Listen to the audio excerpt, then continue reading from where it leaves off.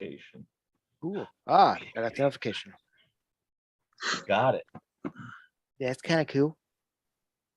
Means we are live and in color. In living color. Oh, that's throwing it way back. All right. Hey there, Hunter. How are you? Well, ladies and gentlemen, welcome to week 3 of Finding Kenoooooobi. Where, as you know, we're on the march to Obi-Wan, which we're all very excited about, and we're covering the pretty much the entire anthology of the arc of Kenobi going up to the before the Battle of Yavin. So tonight we're going to be watching Revenge of the Sith, episode 3. So we're going to be using the D+ machine. But first and foremost, our producer for the night, Mr. Dave. Dave, how are you, sir? Hey, how are you all doing? Doing well. And we got Senor Jefe, who's there with a very nice hello there. Yes. General And very excited tonight for the opening of tonight's show. We got Frank with us. Frank, how are you, sir? I'm good, thanks. Good to make it on this week. No, we're so excited to have you on this week. And so one of the things we know we wanted to start with tonight, especially with the limited amount of time that we have with you tonight, is to discuss the major announcements and the final guests of Celebration 2022. So why don't you give us a little bit of a rundown? Yeah, so we got two big pieces of news today. We got the final autograph hall guest announcement of Rupert Friend, who's the Grand Inquisitor in Obi-Wan Kenobi, which is great. So that makes 3 guests from Obi-Wan Kenobi. 3. So we have Ewan, Kevin Thompson, and Rupert Friend. So that's 3 signers from the new show.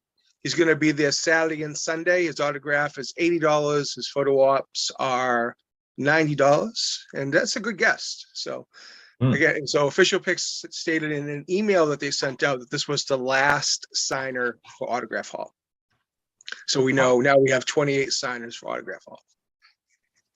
They also officially announced Celebration After Hours, which they someone announced on Sunday night and then quickly, not retracted, but they took down the post, which is going to be, this is the first time Celebration's ever doing it. So even somebody like Jeff, who's been to every US Celebration, hasn't seen this yet because they've never done it before. It's going to be Thursday. Never done it before. Thursday, Friday, and Saturday. Well, I guess at Celebration 1, Dave Prowse was signing at the hotel across the street. This is a little bit different because he wasn't affiliated with Celebration at that show. He wasn't invited to Celebration. Right. So this is the official extension of Celebration, being managed by Official Picks. And it's Thursday, Friday, and Saturday evenings from 6 to 10 at the Hyatt across the street. Hilton across the street. Hilton, yes. And there's going to be Sets of 6 is going to be several signers each night. Some of them are appearing one night, some of them are appearing 2 of the nights.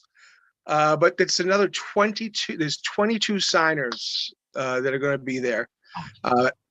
Maybe 23. I'm not. Ashley Eckstein is the only one who's going to be at the after hours and signing on Autograph Hall.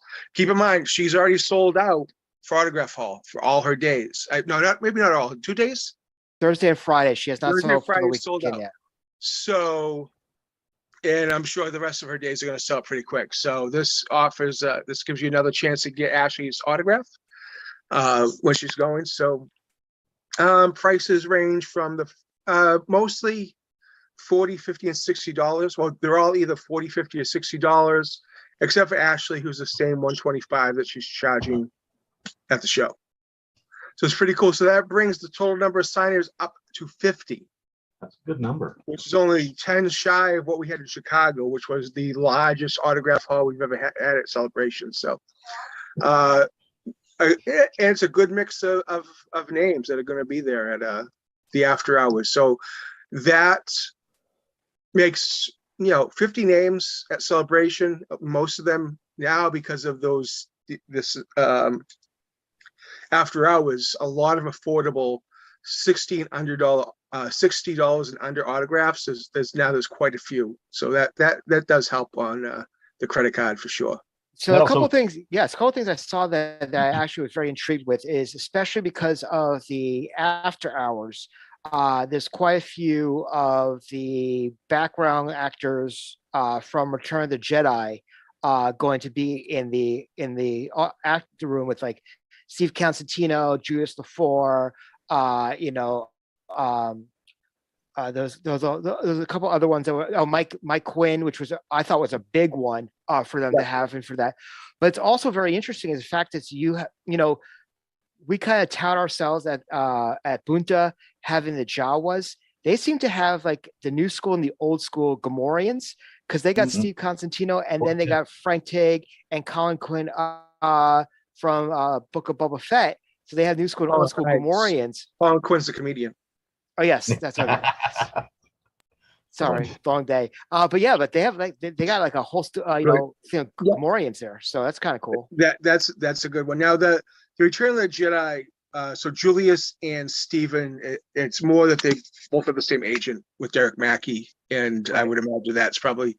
And then the two Gamorreans have the same agent as well. And I can't remember if it's Zach or not. So some of it's just agents, who's available through the agents that official picks are going through. But still, you want a mix. You want, of course, you want the latest projects represented. And there's some, Lateith Crowder, who's the Mandalorian, and some of the behind the scenes, and a lot of them. He's the, they say Brendan's the gunslinger, and Lateef is the fighter, right? So Yeah, it's a great name for me. The biggest name that jumped out that I had to get was Don Bees.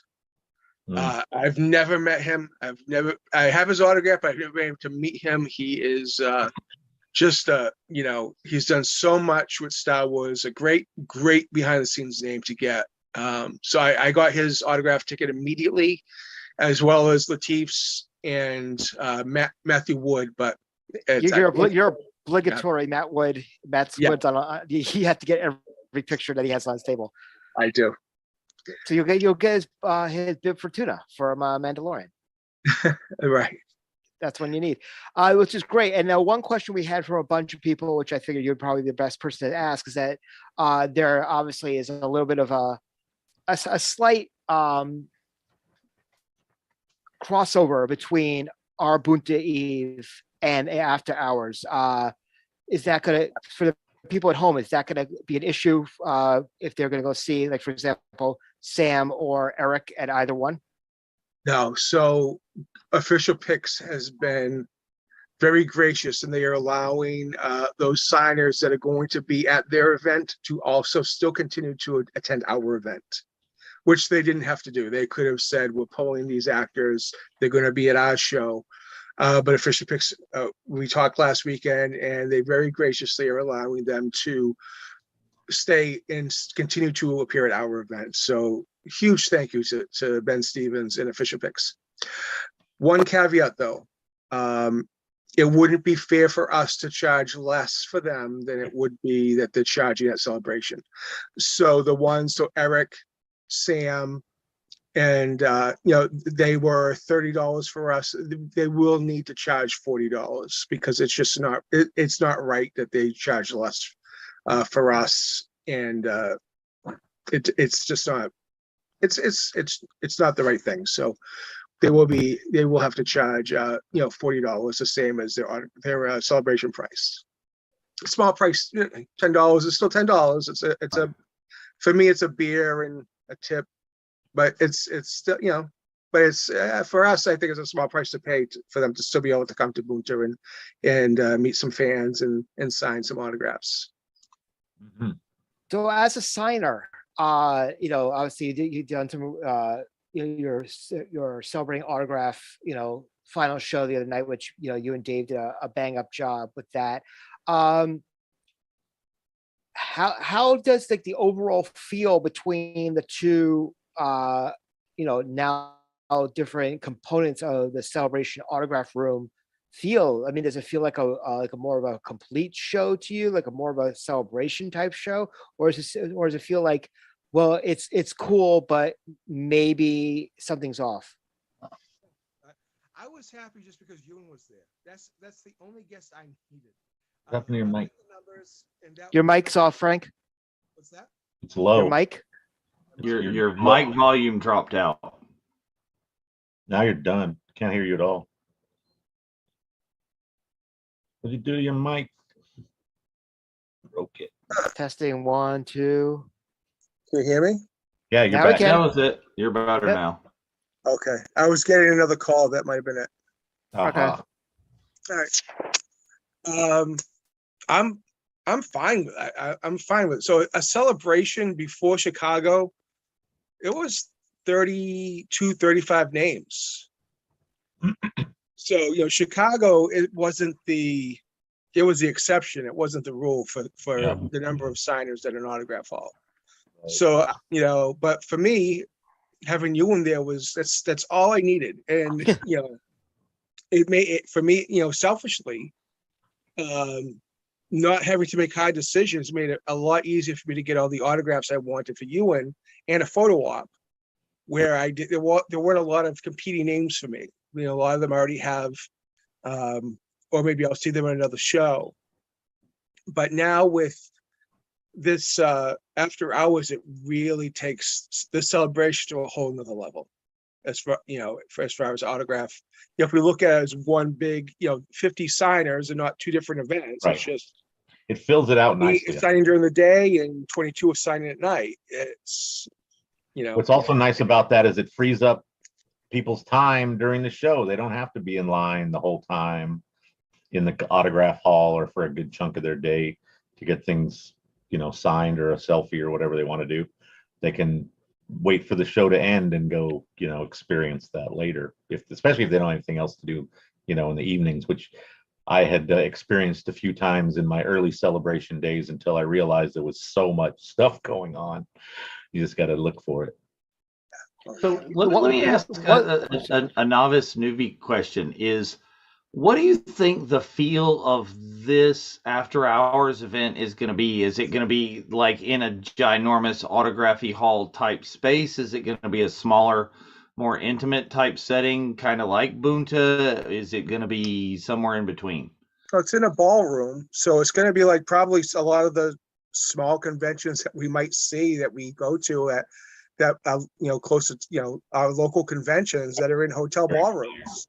Yeah. Without the stalls and people selling things, just imagine kind of like the Showmaster shows in London. There's just tables and people signing. Cool. But we'll see. Again, it's never happened, so I'll be experiencing it the first time. And we're all newbies for this one, Dave. Mm-hmm. Nobody's seen it before for Celebration, so One name I was actually excited about. Feel familiar when we get there, but we'll see. Uh-oh. What's up, Spencer? One name I was actually excited about was Dan Masden. Yeah. I'll say I was excited about Dan Masden. I thought that was interesting. In the after hours room. For Besides those who episode don't one, know, he's what has he? He's celebration royalty. I mean, if you want to think about it, it all he put together from him, Celebration. really. If you want to think about it. Yeah. So he Star Wars Insider Magazine, the first Celebration, and he's in the Phantom Menace. Right. So it's a pretty good stuff, but what I liked about it is that it encompassed a little bit of everything from original trilogy to sequels to prequels to Disney Plus to animation. It's a nice mix of a little bit of everything, which is nice, for those who are complaining that there's too much of one or the other in the main autograph hall. You got a little bit of everything right there, which is pretty awesome. One thing also, there's two signers from the Gendy, the original Clone Wars animated series. The micro series. Two signers from that, which is pretty cool. And also just to remind people that if you're wanting to get a selfie, it's the same price as their autograph tickets. So you're going to have to buy 2 tickets in order to do that. That's what was on the website. Yeah, it's the same ticket. So it's a ticket is either you can use it for either autograph or selfie, but you need one ticket for autograph. If you want a selfie, that's another ticket. Another big announcement from today. Obviously, Rupert Friend was pretty big, but also the return of the Star Wars show, which they're bringing back Andy and Anthony, which is pretty big for that stage. The Star Wars show was a great program that was a predecessor for This Week in Star Wars. So it's nice that they're going to bring them back and have everybody together on the main center stage for that. But there was one other thing that was awesome that they announced this past week was the I guess the history of the Mandalorian from Boba Fett to Bo-Katan, which has like the collections of like Steve Sansweet and other luminaries that have like merchandise and costume pieces. That's actually pretty cool. What did you think of that, Frank? That's definitely going to be a great one, a great panel. Love the idea of it. Should be fun. But that ILM, the one with Lawrence Kasdan and Ron Howard with Phil Tippett and Joe Johnson and some of the legends, that's gonna be absolutely incredible. That's the one big one for me. Outside of the morning panels, that's a big one for me. Yeah. What day is that one? That's Friday's main panel. Okay, good. I'm keep worrying that Thursday afternoon something amazing is going to come up, and I'm already going to be preoccupied with working the Rancho Obi-Wan booth, but hopefully it works out well. So what are you most excited about for this celebration, Frank? Meeting Ewan. There was no hesitation. There was no thought. There was no boom right there. That was it. Yeah. No, well, yeah, the third time's a charm. Meeting Ewan's first and foremost. That is the biggest thing. Being at Celebration when Obi-Wan Kenobi premieres and everything that's going to mean for this show, because it is going to impact greatly once we get to see it. That's all people are going to be feeling and talking about, and I cannot wait to be part of that excitement and that just that feeling. I can almost feel it now. You just know. Uh-huh. I mean, that's how we get when we get a trailer at Celebration. Chewie were home. How awesome were we feeling at that celebration with Chewie were home? We were buzzing the whole show because of that. This is 2 episodes of the new series that drop at Celebration. It's going to be insane. So now we have to make time for 2 more hours of content during the con. We got to watch this show. Yeah, that's and then going to the be panels. a late night. I'm love thinking on that one. Because not like there will not be spoilers the next day if you don't watch it that night. Especially in the con. Right, that's what I'm talking about. Everybody's going to be, did you? What about that? They should just have it playing constantly on a loop in one of the rooms, so you can just hop in, watch it, and don't have to worry about spoilers. Right, that would actually be a good idea. Nice little screening room with them both playing back to back on a loop. Yep. Yeah, so much excitement. I announced a little while ago that the 501st Bash is opening up to the general public tomorrow. We'll post a link once that goes live. A lot of great events, around Celebration.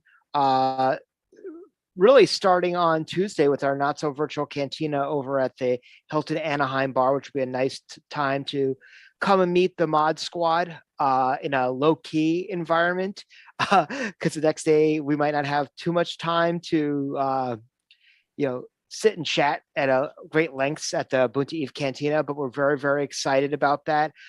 Today dropped on Skywalking Through Neverland an incredible interview with Misty Rosas, talking about her career starting off as a performer at Disneyland in California, all the way through her audition for Quill, and talking about Frog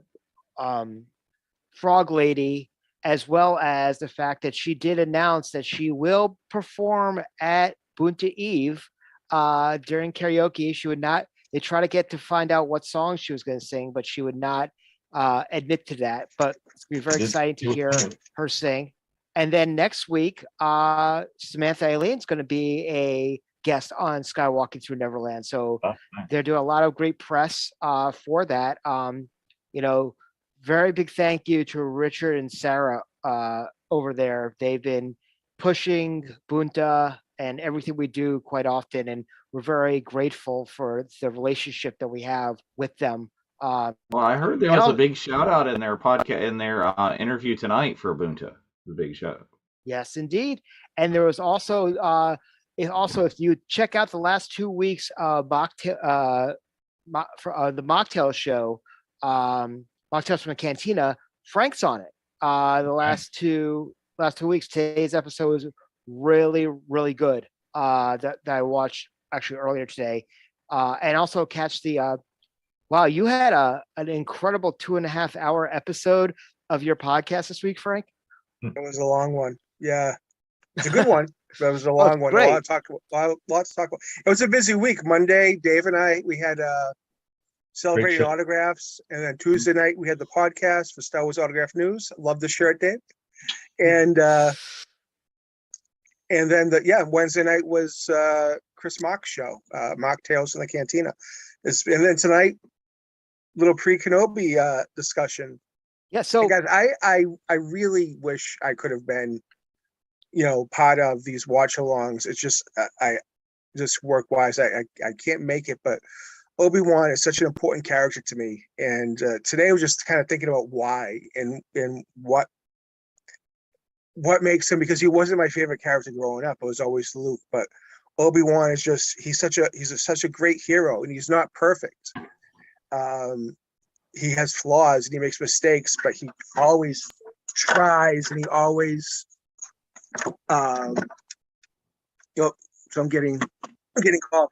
He's always trying to do his best. He doesn't always succeed, but you think about it, if Anakin hadn't come along, he would have probably been the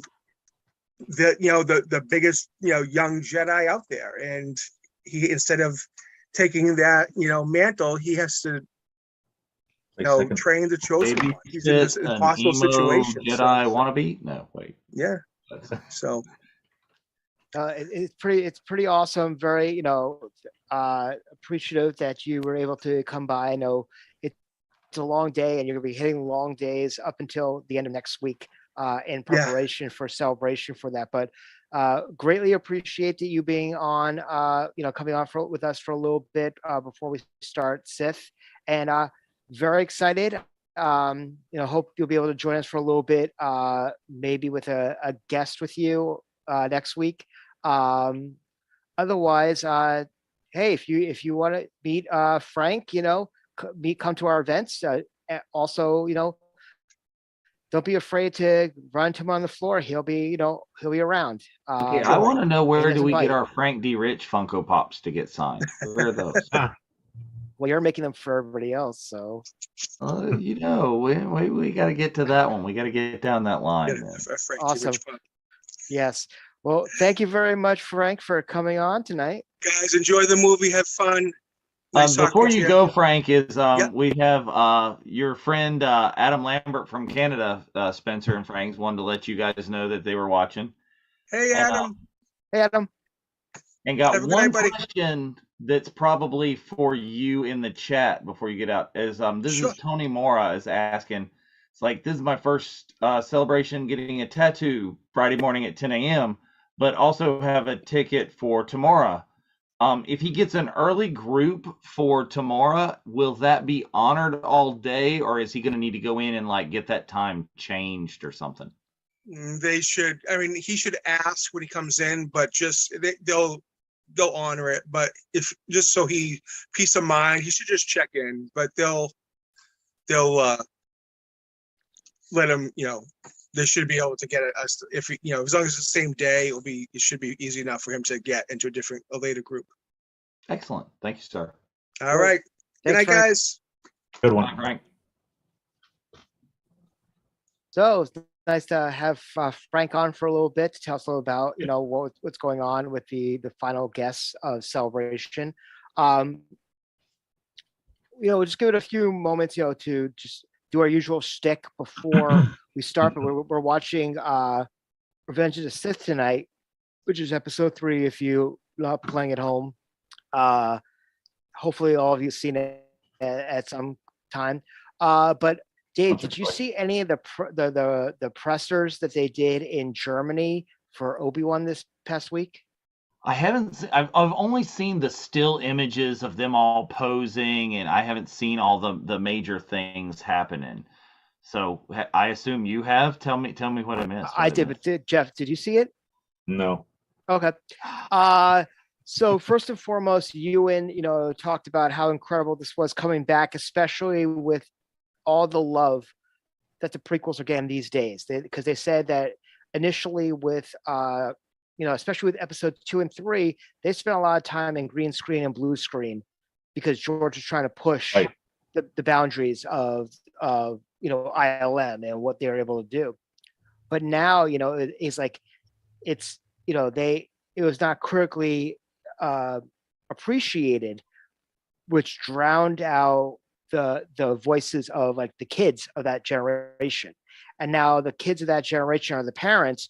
So they're starting to hear it. So it brought them back to a place of loving being part of Star Wars again. There you go. Also, Ewan said, look at I just watched the movies again, and before starting filming, and he's like, episode 3 was a great film, and then Hayden said, no, it was a phenomenal film. It was just nonstop action. So they were very excited to get back to the characters.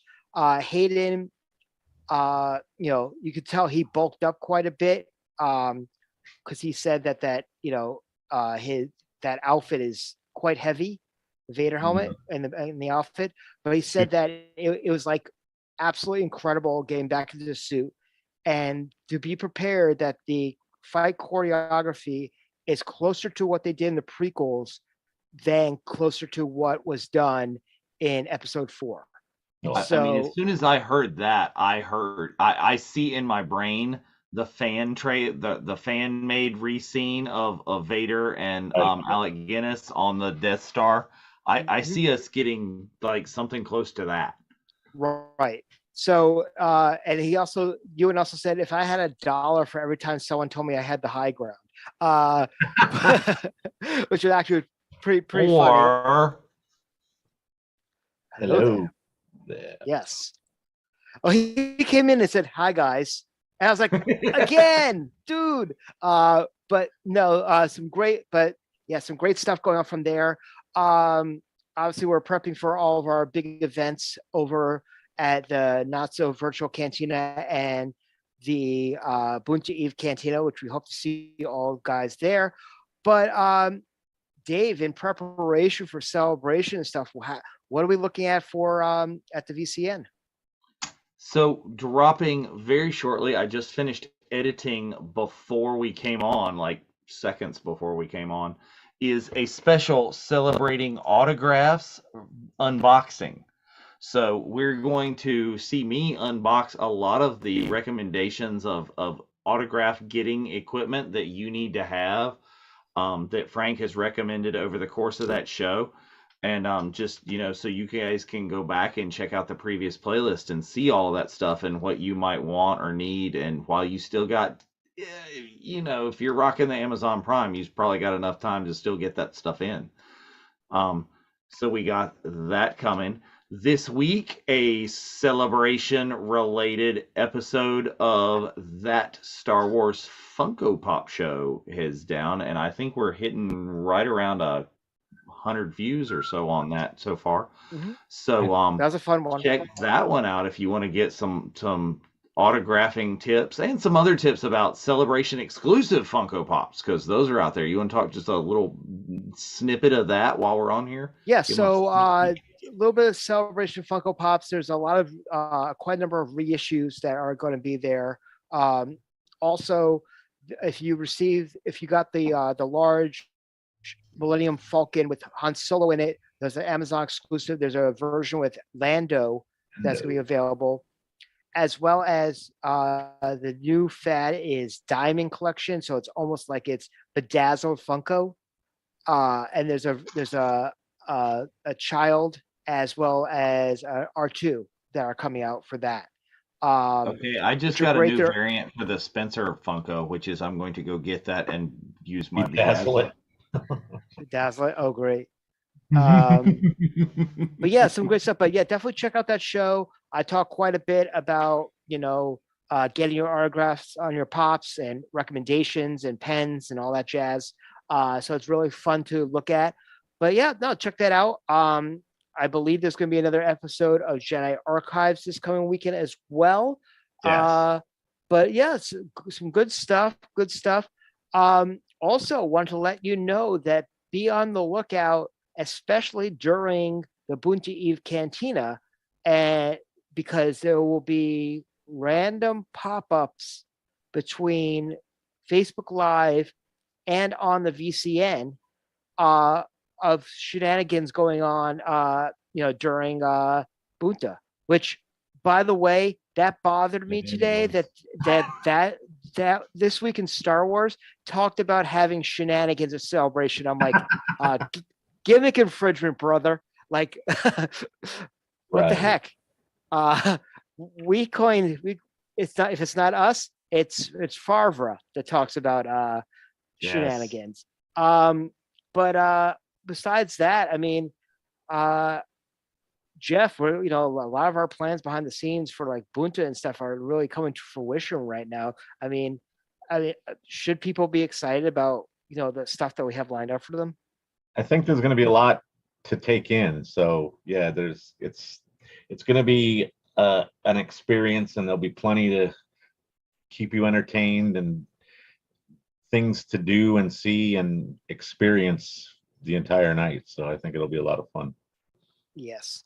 So very excited about that. We hope to see you guys there. But we're about to get to episode 3. So make sure you have the V Plus machine up there. Is everybody queued up? Yep. I am not queued up. Hold on. Hold on. Slacking tonight. Talking about bedazzling a pop, which would take 70 years. And he's like, I can't even queue up. I know. And then this is, of course, the time that, my Disney Plus app decides to hide. Oh, yeah.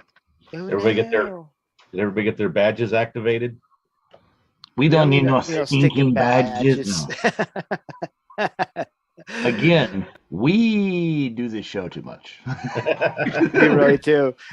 When you were not here last week, Jeff, Dave and I were like saying the same lines, like at the same time quite often. And now it's like, okay, now all three of us are doing the same damn thing. Right. Oh, look, yeah. See, this is why I got to get queued up, because I'm like in the middle of Sith. Yeah, I was in the credits. I was too. When I logged on, I had to restart. So I don't know. It's pretty hilarious. So Pablo was talking about this on Twitter today. That's actually pretty cool. Ooh. All good stuff. Yes, I'm glad to Sherry. Thanks for the thoughts. Yeah, found his pack. My package. Is Mike in the chat? Is Mike in the chat? No, he's not going to read it. Hey, Jason, I'm glad you got your badges today. Looking forward to seeing you and Patience at our event. This is Bryce's second viewing of me for you today. Weren't you working or following Twitter? I mean, I don't know, Bryce, you're slacking, brother. No, I give you a lot of crap, but you're doing a fantastic job. I'm very, very proud of you and Scooby and what you guys are doing. So whenever you're ready, Dave. I told you, I got to scroll back. Oh, I didn't realize you were still scrolling. Well, I'm scrolling, and I'm also trying to get the clock up for everybody. So. Oh, okay. Multitasking. Well, yeah, I mean, talking to chat, did you pick up any of the autographs today from for After Hours? Did either one of you pick up anything? No, I kind of considered it, but I'm really leaning towards mainly just a couple of photo ops that I still haven't picked up. We were talking about one shortly ago. But yeah, that's my main thing. I signed up for the Tim Daniel one in Chicago, and it went away when Tim canceled. So that That was the only time I'd ever signed up for a photo op, and that got canceled. So I might do another photo op, but we'll see. Dave, I know that you're busy the Thursday and Friday night, but are you potentially looking on Saturday to try to check out the? So I'm thinking about checking out the after hours a little bit. Is a lot of these are kind of well, okay. For me, some of these I had to look up some people. Yeah. You know, and once I look up and see who some of these people are, I'm like, oh, that's kind of cool. Mhm. So yeah, I might roll over there and see what's up there. Now the announcements and stuff about Ashley selling out for a couple of days and stuff really did push me to go ahead and lock in my Anthony Daniels. There you go. It's just like That's the one thing I'll say to you. push the button. Yeah, is that Adam Lambert, one of our members that's in there right now, he messaged me the other day whether or not to get a ticket for either Matt Lanter or Anthony Daniels. And the advice I gave him is like, if there's any person from the OT there, get them. Yes. I don't care if you've had a million other autographs from them, get them, because you never know what's going to happen. Unfortunately, after Peter and Carrie and Jeremy and Kenny, you never know. So you want to make sure that you get them. So if you have an opportunity to get Anthony, you have an opportunity to get Ian, do it. Yeah, so I got that one locked in, and I am ready when you guys are now. Excellent. So we're going to start the 10-second countdown with 10, 9, 8, 7, 6, 5, 4, 3, 2, 1, play. Sherry's glad that you got your package, Jeff. Yeah, I mentioned that. I thanked her. Very cool.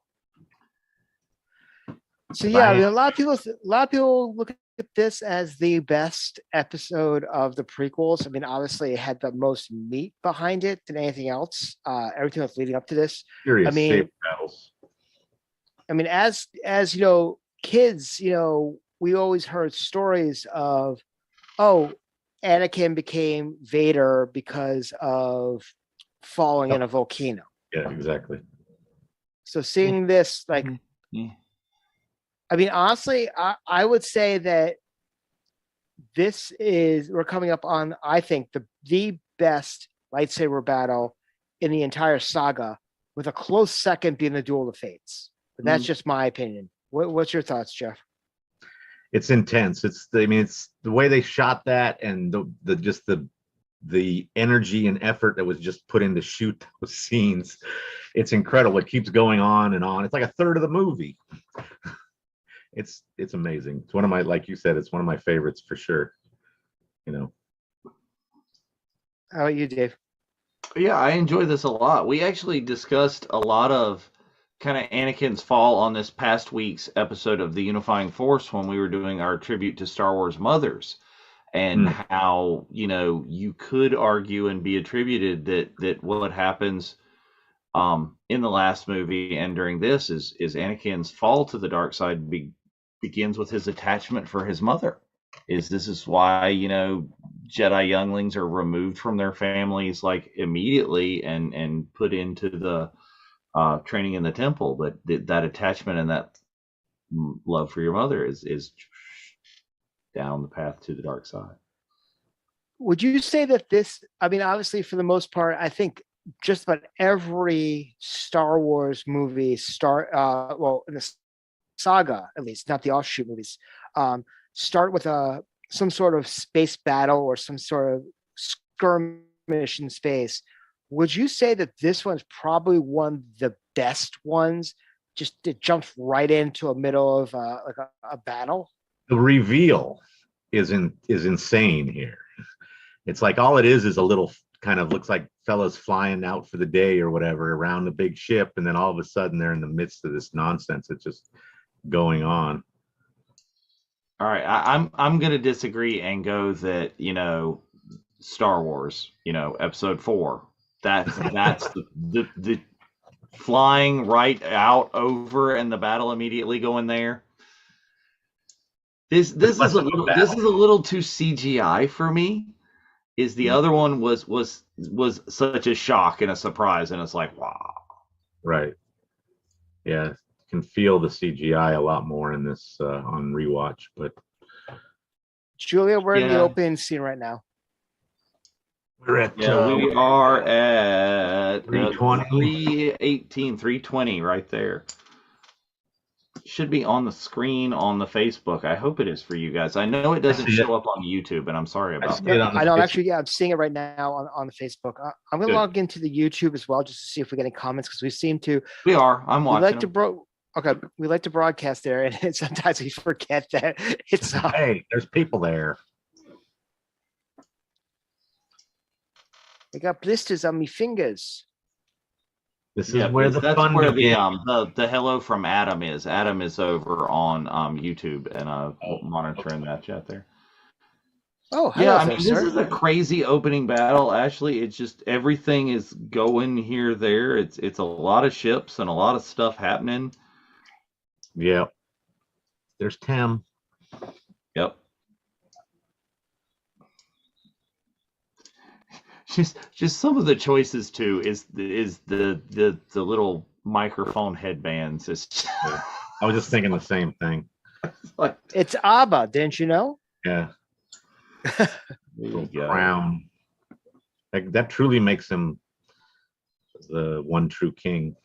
Yeah, right.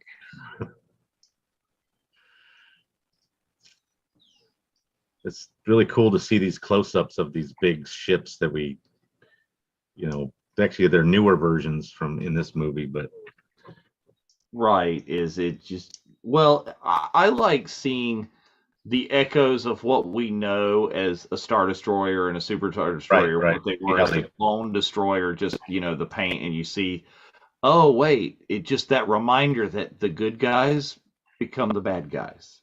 Spoiler alert. Art imitates and then life. The bad guys become the good guys. Kind of that.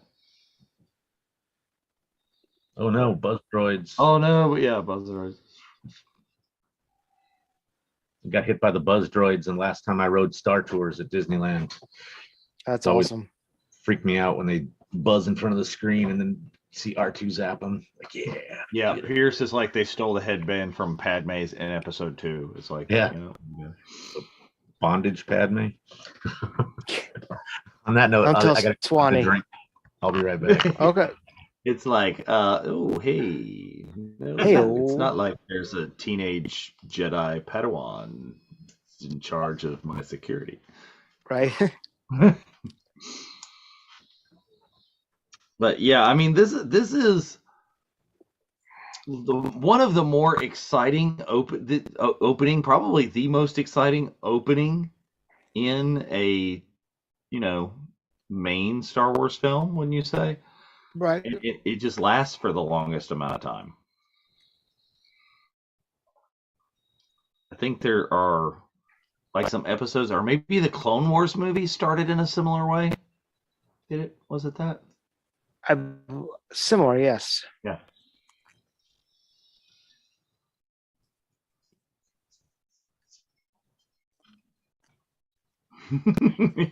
Bryce is in there.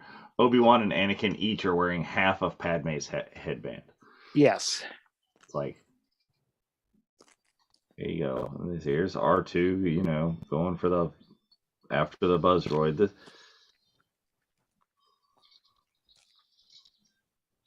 R2 is just much more like hostile in the prequels than in the OT.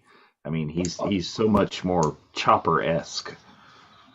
Well, he was here, like, at that time, he still had a little more attitude. He was not as worn down. I mean, you saw, like, going into Force Awakens, he put himself in kind of like almost like stealth mode, when Luke went off to Ahch-To. So right.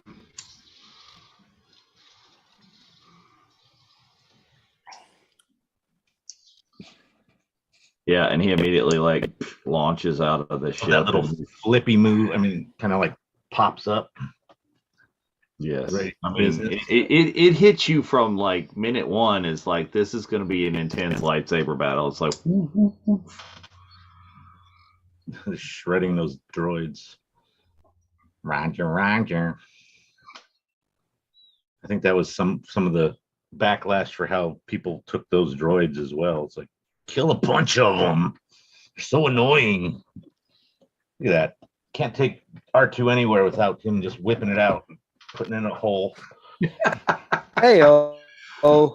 I saw. Did I see? I think I saw somewhere. Was it on this page or was it on Swag Crew that somebody is making a bunch of like droid ports for Swag? I hadn't seen that one. I saw that somewhere today. That's cool. Let's stick them on the wall and have our units pull up. I guess. I don't know. I didn't see exactly what they were. I don't know if they were poker chips or if they were stickers. Oh, right. Or they were, I think there was like a bunch of them like on a table. Yeah. Or something. Yeah, I think I saw that. Maybe I didn't understand what they were exactly. Maybe I didn't understand what they were. That was the impression I got. It was a bunch of like droid ports is what it looked like to me. And I think they even mentioned that, but they had like three-dimensionality. Mm-hmm. I think there were coins. Coins or okay, if they're coins, we're gonna have to get like some stick-em or something and like it, just post them like about R2 height on the walls all around the convention center. Right. Sherry says Swag Crew. Okay, cool, excellent. So people, if you're in the Swag Crew and you're watching, and I would like one of those, and if you would be interested in a virtual Cantina Network keychain. I totally forgot about him going through the ceiling in the elevator. Now I'm having Batu flashbacks. Speaking of which, I got my Black Spire Outpost. Very nice. If you Rise Resistance, I thought it was Die Hard. Yeah, well, it just gave me that moment when he plunged up, even though it's opposite in the ride, just kind of gave me a whole Kylo attacking the elevator car moment. Oh, I love that. Doing we will experience that in 2 weeks. Oh yes, we will experience that in 2 weeks. Oh yeah, we will experience it in a big, large group. It's always more fun that way. Yep, just like we did in Florida. Oh yeah, I'm actually excited for Frank to see it for the first time because he's never seen Batu at all. That's going to be a different experience for sure. I mean, everybody will be old hat and he'll be like, wow. It's always nice. I mean, I went on Smuggler's Run with our moderator Catherine, and as soon as like you're in the shuttle, and as soon as the doors open to get onto the Falcon, like Niagara Falls, like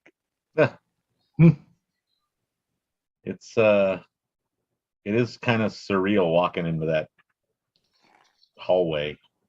Mm-hmm. And then into the cockpit itself is just another thing. Right. Burn them droids. He's the original murder droid, but then Chopper just would literally like go and shank somebody. Like, hold my beer. Yeah, Mark's saying Swag Crew also. Mm-hmm. Oh, cool. Oh, who's that guy? He's got a very familiar looking chair. Yeah, right. It looks like the same chair that he's got on Coruscant. Mm. He just takes the chair with him. It folds down into a briefcase, and he has him reupholster it, and that's about it.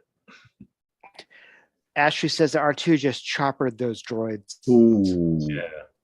Indeed. And if you're interested in how Chopper choppers things, check out Ashley and Mark Von Olen in the upcoming Rebels Revisited show. See what I did there? Yes. Coming sooner than you think. Speaking of which, next time I think Jeff needs to produce so he can get back used to the controls. Oh, it could be that too. That's probably not a bad idea. And next week's a long episode. Just keep that in mind. Yep. Next week we're going to be watching a number of the five episodes. Yeah, it was intense right here. Ashley says, clever segue, Dave. He's got it like that. We try. Yep. That's how we roll here at the VCN. And also, don't forget, if you see Charles Scholl at Celebration, you could pick up on T Public still and Yoda, whatever, T-shirt. And Yoda, whatever. Oh, So this part right here, that right there. I always wondered why we didn't lose Obi-Wan's legs in that process. I was just thinking about that because first and foremost, you know what it remind me of? It remind me of part of like the backlot ride at Universal when you're like in one of the tunnels and you saw, yeah, and you're seeing that the piece like slowly on a track like going down.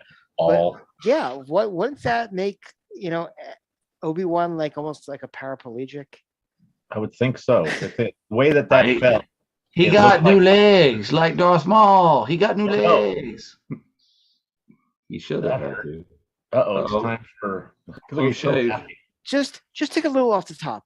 Palpatine is so happy. Kill him now. All right, so here's the question: do you think that when he says "do it," Dooku knows that that's Sidious? I thought it never occurred to me that Dooku didn't know that was Sidious. I assumed he was in on it. But interesting thought. Yeah, I'm not sure. Do it.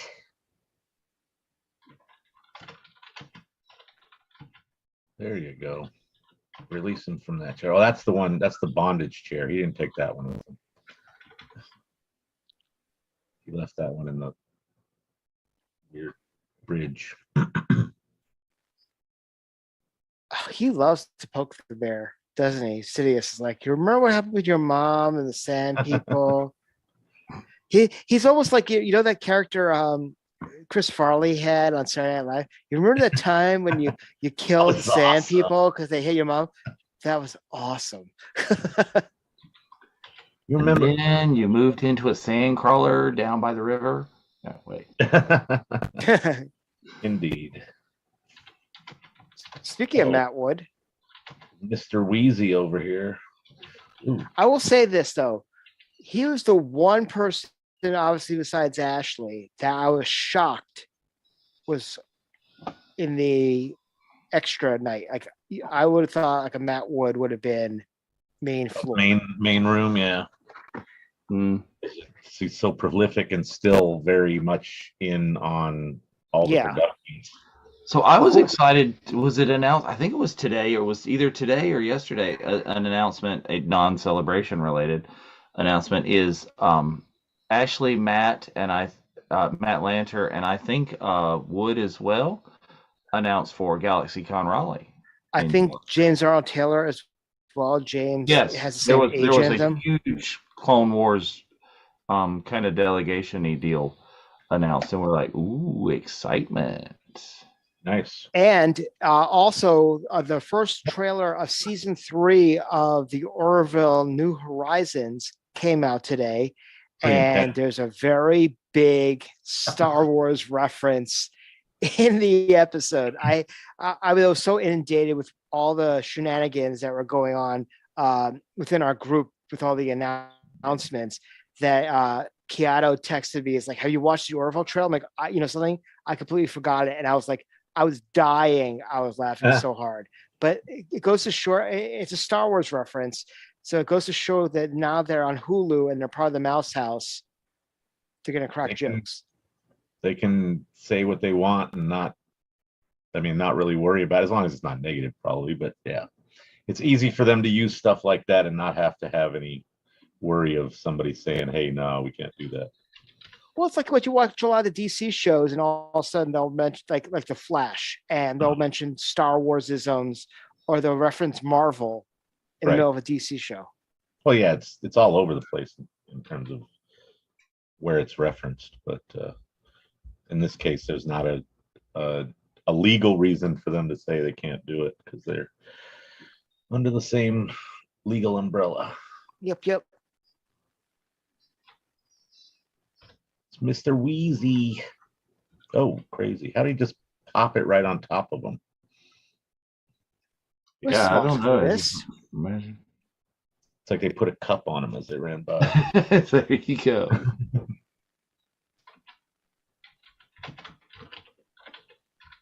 Also, Hayden looked very Anakin-esque in that long, or Vader-esque in that long black jacket that he was wearing in those pressers over Oh, in yeah. Europe. I think, I mean, the pleating on it made it look very Vader undersuit-esque. So, Right. yeah, it was like he was like a stripped down version of Vader, except for he had high water pants on. But then he Yes. fixed that for the newer shots today. Oh, I And thought then it was more like hammer pants. like, He was well, wearing Like skids. like They were Dad kind bod Boba Fett pants. Yeah. yeah, a little bit Yeah, of but all his that. his pants are like, Boba Fett had like, they're almost more like skids that had the elastics at the bottom around the ankle, so it ballooned out, but it went, whereas his kind of like hammer pants, but they like, you still saw the, his socks. Right. Well, Hayden's went up even higher. Yes. They were just high waters, capris. I don't know whatever the style is called. I don't know. I'm still harboring on the fact that Ewan was wearing white gym socks with black shoes, but that's At least he was wearing khaki pants or something, so it wasn't Yes. like he was, really dressed up. right. Is that his real facial hair in this scene? Because it almost looks like applied facial hair. I don't know if there were like scenes that were refilmed Yeah, or maybe it was- something where he had to, like the Did they have to match it or something? But Jeff, did you watch from Star Wars Night the episode of Always Believe that Ashley dressed as Obi-Wan from this? She put the beard on. Yes. I was just watching that recently. That was a good episode, but yeah, He leans into it. It's a lot of fun. That's really what I was thinking of Yeah. when I thought of that too. When I was looking so was at that when you mentioned a fake one. I'm thinking of Ashley from that Brian, episode. yeah, Brian doing his Anakin and Ashley doing an amazing version of Obi-Wan. Yeah, that was awesome. Stick-on beard. At one point, she said she thinks she ate her part of her beard accidentally, but she kept doing the funky Welcome dance. to our world. I don't eat all the facial time. hair too much, at least not intentionally. I guess she didn't do it intentionally either. No. But Oh, Grievous pulling a Leia. they were a little different, more like a Use the Spider-Man. force. Oh, no. Okay, so the windows are open. Before that, shouldn't their eyes be like bulging out, like kind of like It's Total the Recall Schwarzenegger at the end of Force. the That's not how the Force works.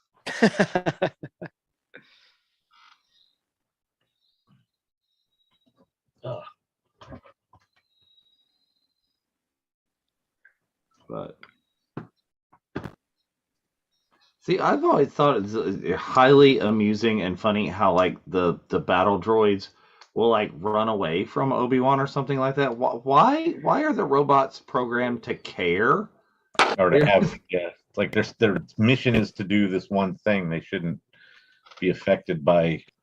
Yeah, I mean, I know they play it for comic relief, but Yeah, sometimes they lean a little too hard into the battle droids being goofy in this whole trilogy.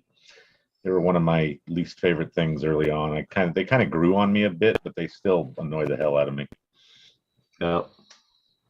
So I was happy to see so many mowed down early on in this. This is where the fun continues. Still flying half a ship. Yeah, let R2 land it, Notman says.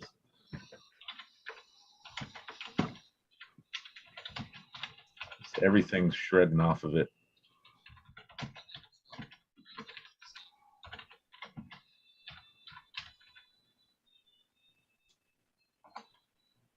That just breaking up. Can't hold her. She's breaking up. Do they need to rebuild it? Better. We can faster. No. You could aim at it. What is he? Where are they going? Oh, they do kind of aim it at something, don't they? These fire troopers. Yeah, they're going down. I don't. Yeah, landing strip. I don't understand the need for a strip. Normally, none of these ships actually land like this. Exactly. You come in and then you go down like a jump jet or something. Look at that. Took out the freaking poor. Time to buzz the tower. Wait. Negative Ghost Rider, the patterns.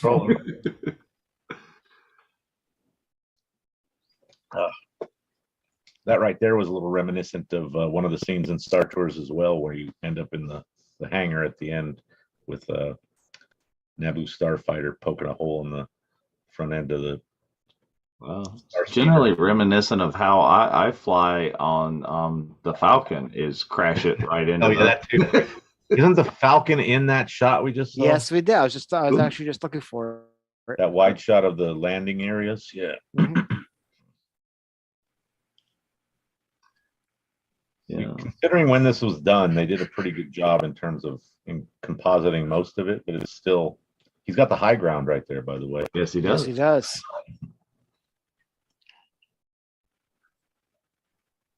Time code on the movie, Dave Jolly, is 2423. If you are watching on the Facebook, that is right there in the center at the bottom, there should be a running time code for you. Yes. Right below the clash. I want to see a Rex droid pull up behind him and give him his belongings. Oh, because he had to check his saber. Yeah, exactly.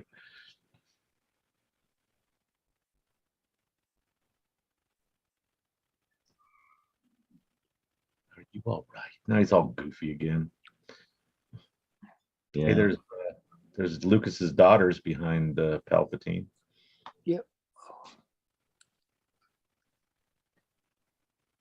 Must be nice to have a dad that's a bajillionaire producer. Does she still have the space braces that she had in episode 1? I don't think so. I think they've been removed by now. Now, is this the same daughter that he basically totally made the Ewok movies for? I think one it's of Katie. I think it was the older one. Notman's watching D+ with German overtitles. Okay. It's like hearing Obi-Wan in German. Oh, you can hear it. Wow. Nice. Oh, it's dubbed, huh? That's funny. That's fun. Now he has just introduced a new level of the watch along. I may have to do that. Oh, geez. Nine, Anakin.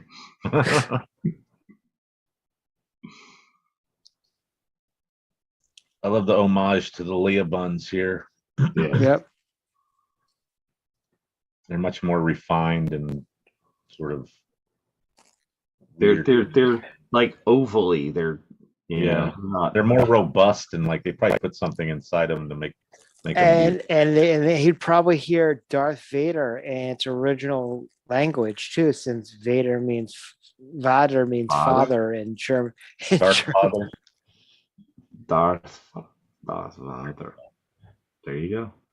Yeah, those are more like eclairs rather than cinnamon buns. No, you don't. We're not round eclair. They're oval eclairs. They look like they look a little bit like the garlic, or not garlic, but the pretzel knots that they have at Oga's currently, or they did at least on Star Wars Day. Oh, Sherry's counting outfits. We're on one. Oh, Thank you. I forgot about that. It won't be the same, but it's still pretty intense.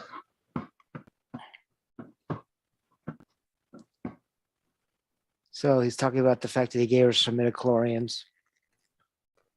Yeah. Wah, wah, wah. Well, his count was more than Master Yoda, so he had some to spare. Oh, he got twins. That's why. Indeed. Hey, there's one of those parked on top of Docking Bay 7 in Batuu. Exactly. That was what I was about to say. It's like, that is a familiar ship right there.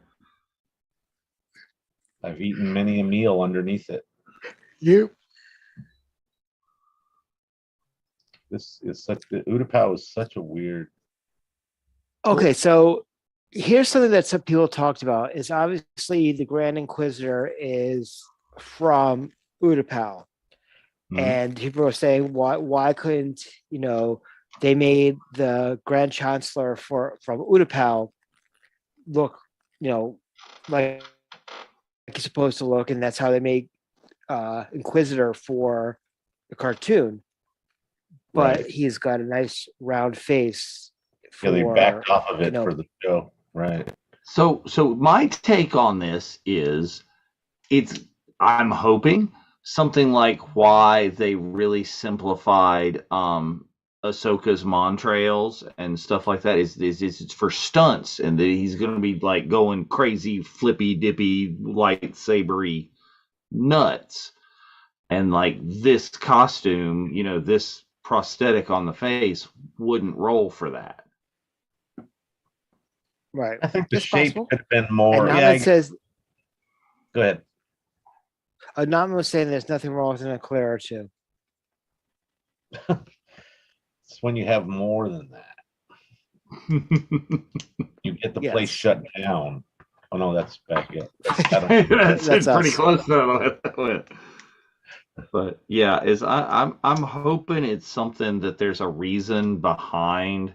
It's like the adjustments in the facial structure of Cad Bane that didn't bother me because they adjusted it because it's not animation. They wanted it to be practical. Could they have CGI'd that? Yes. Right. But, I think going practical, especially with so much easily done digital stuff, if they can do it right, is a better look. Because we're getting into too much uncanny valley stuff lately where it's easy to tell or be weirded out by the whole look of some characters. And there's outfit number 2. Mm-hmm. She's got a hell of a hairbrush. She could do some damage.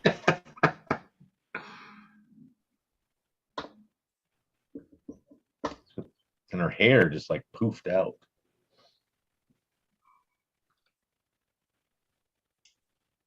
I have to experience the eclair at the Not So Virtual. That sounds like okay. So you see this imagery. It's very similar to the way Grogu was seeing Order 66 in episode 6 of Fett. Edge distortion and weird coloring and stuff. Yeah. Well, and it's reminiscent. I don't know that they have the edge distortion and stuff, but they're reminiscent of Din's flashbacky droid dreams. A little bit, right? I think lesser though. I do think lesser, not exactly that, but just the direct focus on the face of the child crying, and then the outer. Yeah. Sort of everything else, not really. So Dave Jolly wants to know: do we think they'll ever do an alternate Star Wars universe where Anakin did not join the dark side? If you want a lot more of that discussion, you should check out an episode of The Unifying Force. What if Qui-Gon had lived? And another one about what if Padme had lived. So those are 2 episodes of The Unifying Force show available at www.youtube.com/The Virtual Cantina Network. Look for the Unifying Force playlist. There's that damn Japor snippet again.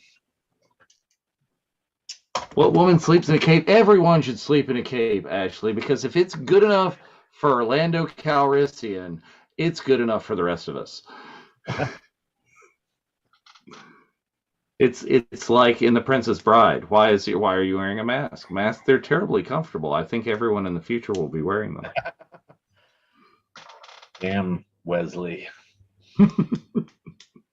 Or in that case, Good night, Wesley. I'll probably kill you tomorrow.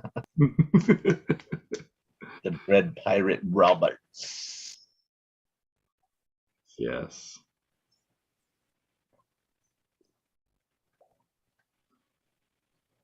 And see, if you just sat down and really had a conversation with Master Yoda, maybe he could tell you that was just a dream and not a forced premonition. Right. Or mellow out, man. but she gets turned on by it, so it's all good. Well, especially when he talked about killing the women and the children in the last movie. She was quite turned on from that.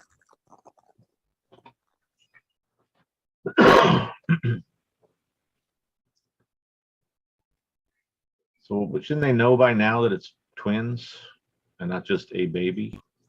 Well, you know, we don't. I mean, the medical droids had no idea why Padme was dying. I mean, do they have medical droid ultrasounds? Who knows? Broken heart, you know why? It's you know, she sleeps in the crown. There you go. Well, anybody, if Padme has been able to live through those ridiculous headpieces as the queen, I'm thinking sleeping in the crown is probably comfy. Compared to that. But yes. Sleeps in the crown, has big hair and stuff, big costumes, dies of sadness. Dies of sadness. Is it with no, not doing that joke.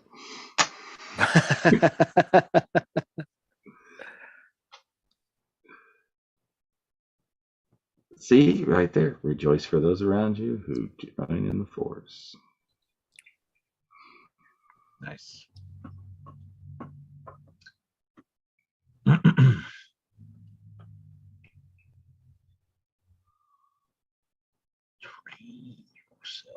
Train yourself. You're supposed to train me.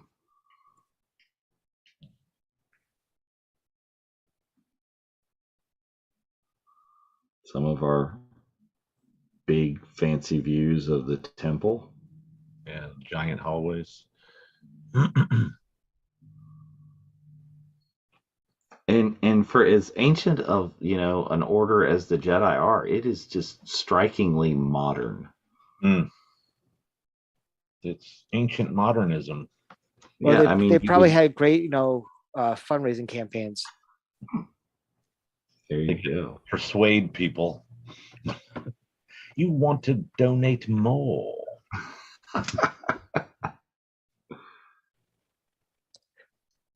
Want a wing named after you. I donated to the Jedi Temple Reconstruction Fund, and all I got was a stupid T-shirt. Was this lousy cloak? Dave's thinking, hello, I got an idea. Public. I order. I love the traffic lanes. Yep. So straight. Well, that was a quick turnaround from him walking with Kenobi to all of a sudden, wow, he just appears. He's next to Palpatine. Best buddy. I think that was intentional and purposeful. It's just like, I'm taking the thing here. I'm taking the advice here. It's like, both. They should have him beam through. That would have been awesome. Beaming across, Scott Snotty. Yeah. No, Snotty. By the way, Dave, I'm halfway through season 2 of Picard, and so many references to the original movies and everything throughout the entire series. It's pretty awesome. More of the cast, right? Of the Next Generation and stuff. No, not that's gonna be in season 3. Not yet. But that was references in season 3. Oh, okay. Including Wesley. No. Crusher. Yes. The Chancellor is disturbing. By the way, I love the fact that you put the Mark Hamill scenes from Big Bang Theory into the playlist for Bunta. Of course. Yeah, and I looked for it, but I didn't think I found like good clips of the James Earl ones. I don't think you got a good one. You should do I was thinking about this. You should do an episode of Unifying Force. What if Anakin doesn't take a seat? What if Anakin doesn't take a seat? What if he just whips out the lightsaber and goes right ham at Windu right there? Just snaps and goes. Or waits for Windu to get up and face him. Windu! I mean, don't. See this dude right here. I want to like, where is he? Where is he hologramming in from? Because he's always just chilling. What was that meme? He's at that strip club. Yeah, that's what I was just thinking. Good relations with the Wookiees I have. I like them Wookiees. Him and Maz. Love them Wookiees. I like that Wookiee. Where's my boyfriend? Make some Wookiee cookies. Which I hear are very good at Star Wars night. Uh-huh. I didn't get one. There was so much stuff at Star Wars night. What? Where? It was so much. They have stuff. New food. Yeah, they are have only available cookie or something. But a lot of that stuff sold out literally before the event started, because they started selling stuff at 6. But by 9, I did like see that, 8, like and they're like, oh, like the bantha pot roast is available still at Docking Bay, and the Mon calamari. those are standard milk menu items for the time being. Yeah, which everybody says is horrible. The which? Which one? The Mon calamari blue milk that has the sour jellies underneath it and the that one looks swirl. weird. I gave up on the milks in general quite a while ago. Unless you're in Florida when you have the alcohol in it. Well, that's the only reason I would get a blue milk is to get the alcohol, because they're not going to just give me the alcohol. Oh yeah, you have to take this other stuff too, and I'm like, okay. But when they went to the Toydarian swirl with the tahine like spicy mix on top and the mango jelly and swirl inside, and I was like, they're overdoing this crap. And so I think I tried that one, and I was just like, no, not my thing. I will not buy blue milk while I'm on Batu. That's just not a drink that I will drink. I will drink many of the drinks that they sell at Ronto Roasters and at Docking Bay 7, and pretty much anything on the menu in Oga's. I was going to say, I think you have over multiple times while I'm there. I enjoy the blue milk. I do. I haven't had the adult blue milk though. I have had there we go. Well, you mean like a bar type blue milk, or the one that? Oh, you mean like Oga's? Like you can get alcohol in blue milk at Disneyland, right? You can't at World. No, only talking at World. Oh, it's only okay. It was the other way around. And the one that they sell in Oga's is non-alcoholic. It's just not frozen. Oh. And it comes with a cookie, which I'm not. But you can buy the cookie by itself. But Mr. Spencer over there is a fan of those cookies. Yes, because Ashley recommended that we get a plate of cookies. So Ashley's like everything except the fuzzy tauntaun. It's painful. I like the fuzzy tauntaun. Fuzzy tauntaun is painful. I agree with you, Ashley. My throat closed up when I had that. But she wants the melon juice that you can get at Ronto Roasters. Yeah, that's good. I like that one. I had that with the it was a special menu item on May the 4th. It was a pork cutlet sandwich that I tried, which was how was good. That? I liked it. It had pork rind. Yeah, the pork rinds on top. I kind of crushed them up as I pushed down the bread, but it had like sriracha sauce on it. It was pretty good. I just wasn't as hungry as I thought I was at that point in the day. Not, man. Fuzzy me up, Buttercup. Yeah, that'd be you. We're gonna. Okay, you asked. So, Jeff, do you need reservations for Oga's for Star Wars night, or is it walk-ups only? Yeah, I think the reservation system was open or is for that when the 60 days out or whatever for those time frames. I'm not positive, but walk up will be available as well in a limited fashion. We were able to walk up at least once on the 4th, and I think you would have gone through the normal system to get reservations for. Okay, I didn't know it because it was an after hours event. If they had the after hours times even on the app, or if they were all walk ups. I thought I was looking at it and seeing that there was like it cut off at 7 or something weird like that, kind of making it seem like that was something to do with the after hours part, but I can't remember for sure. But I know there was a good amount of people waiting to get in. Oh, there's what's her face from the Flash And there's Dance. George. yeah, that's her And there's twin George. cousin. Yep, George and his daughters again. Yeah, I know the whole level of he can't sense that Palpatine is a Sith Lord this entire time. Ashley said she has mouse standing reserve alerts for the 27th. Ooh, Yeah. I probably need to throw those on too. They're very likely to pop up the 26th late in the day, because that's when everybody has to cancel for the next day. But you never know. I got one weird one at like 2 p.m. one time. I was like, what? All mine always seem to come in at like the middle of the night. They come in at like 2 a.m. or something. Yeah, I got like three. Those ones three, are like 4, 6 you put in for an advanced date, and then when they actually drop, it's like in the middle of the night. Mm. And so that's usually. But if you get it like at 11 o'clock at night or something, at least West Coast time, that's likely somebody who's canceling last minute from not being able to be there at the park the next day or whatever, or canceling the park reservation as well. You don't want to get dinged for that $10 stupid credit fee for not showing up for your reservation. Oh yeah, I'm. Is it $10 or $65? I thought it was 10, but I don't know. Yeah, I thought it was $65 if you don't. All I know is that I tend to be as diligent as I can to go and physically cancel things that I don't want to do once I get there if I hadn't already. Well, Right. see, I'm bad about is I will game the system a little bit and just if I forget, modify the reservation for a couple days out. Oh, right. What? If it'll let you do that, but like once you get to the date, I don't know if you can. I don't know if Land will. World will. You can do it at World.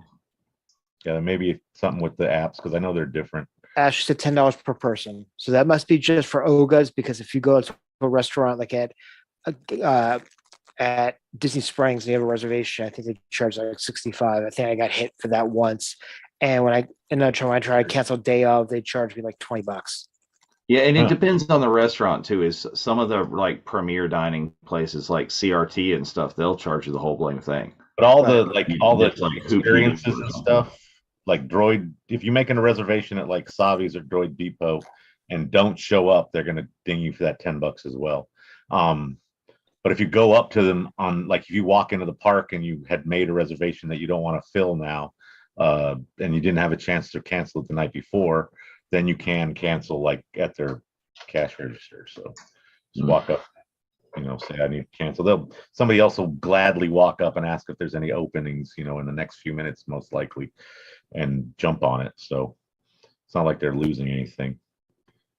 Have you ever heard the tragedy? I can't even say it. Tragedy of Darth Plagueis the Wise. I still think of Gilbert Godfrey saying it when we posted that. Yeah, that was a great. This is the weirdest Waterworld. Water really kind of is one. It's like. I was gonna say Cirque du Soleil show, but anyways, I'm gonna shut up for a minute. Ashley says the last time she checked, Savi's will charge you for the whole saber if you don't show up. Oh, really? Damn. Okay, that's even worse. Yep. That's pretty hardcore. 220, 219 plus tax. That's pretty hefty price tag. Well, like I said, they'll do that to you. I know at World for like the Spirit of Aloha show and stuff like that.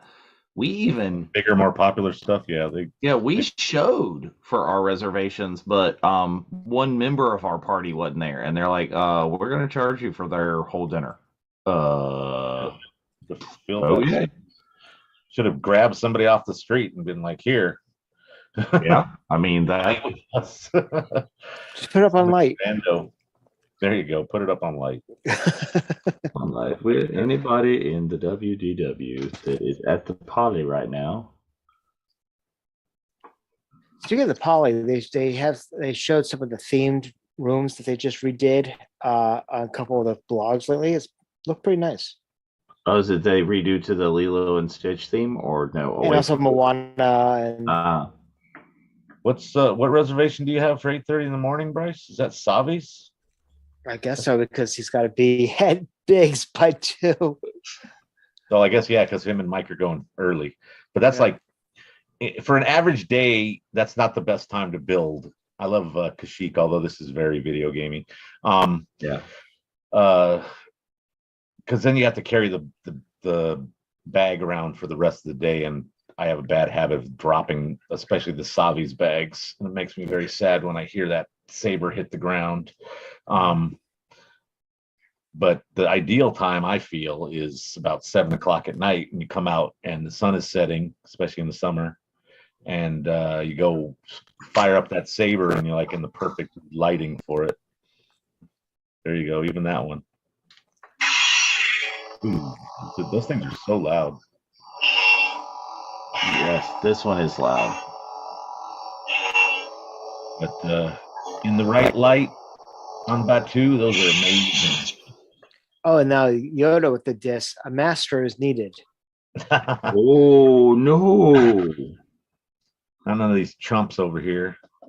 Yeah, this is now like more things I have to pack since like the Disney and the Saber meetup. Now it's like crap. It's yet another. I was considering bringing a handful of my Savi's sabers if people needed them, so that could be an alternative if you feel the need not to stick that somewhere if it's not going to fit. I always felt that this was way too few Wookiees. Maybe you don't need that many Wookiees. Is it bad that I'm looking for chrysanthemum in that pile of brown? Where are the dark colored Wookiees? Oh, those troopers looked very stiff. So do we have, I don't know, I don't read enough of the comics. Do we have enough backstory on Chrysanthemum that was he here? He might have been. He might not have been. I don't know. I know, Bryce. How old is he in Boba Fett? Because that would give you a better idea of what his role could have been at this point. Because this is what, 30 years prior? So he could have been a little kid running around. Well, but no, but Wookiees live for hundreds and hundreds. Oh yeah, because I mean, Chewie's 200. Chewbacca's in there. But yeah, and so Chewie's only 170 or 180 or whatever right now.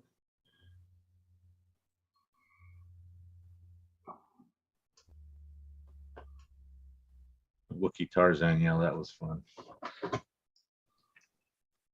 I love the how just British, not British, but Scottish, like Ewan becomes in there, or Obi-Wan becomes in this little scene. He wasn't at all like that matter of facty whatever in episode 2.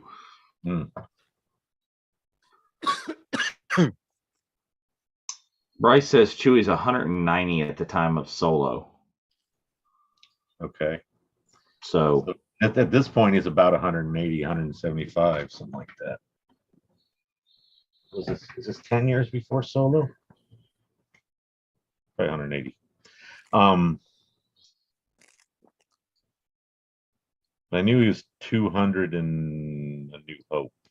Oh, there's Tim again. And again, and again, and again, and again. And some other variations of weird looking non-Tims. I don't know. It's Tim with a different haircut. Tim with another different haircut. Wow. He's got his crown back on. Phew. What do they do with all these hyperdrives? They're just sitting there floating around the ship all the time, you know? They have to like load them all up before they move on to the next place. Gather them up and then deploy them again when they stop. Oh, no. Quit murdering Padme. Now it's all Obi-Wan's fault. Mm-hmm. I like Anakin's glove in this, covering up his robot hand.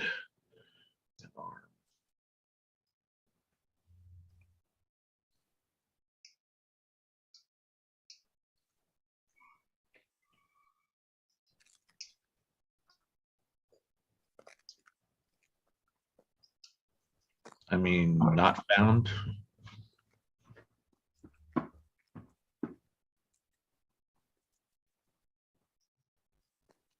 Oh, yep. That's what I was getting ready to ask, is how many outfits we're on. I was thinking 5. We're on 4. There we go. I guess we don't count the instant robe and the cape. That doesn't. Nope. Same one.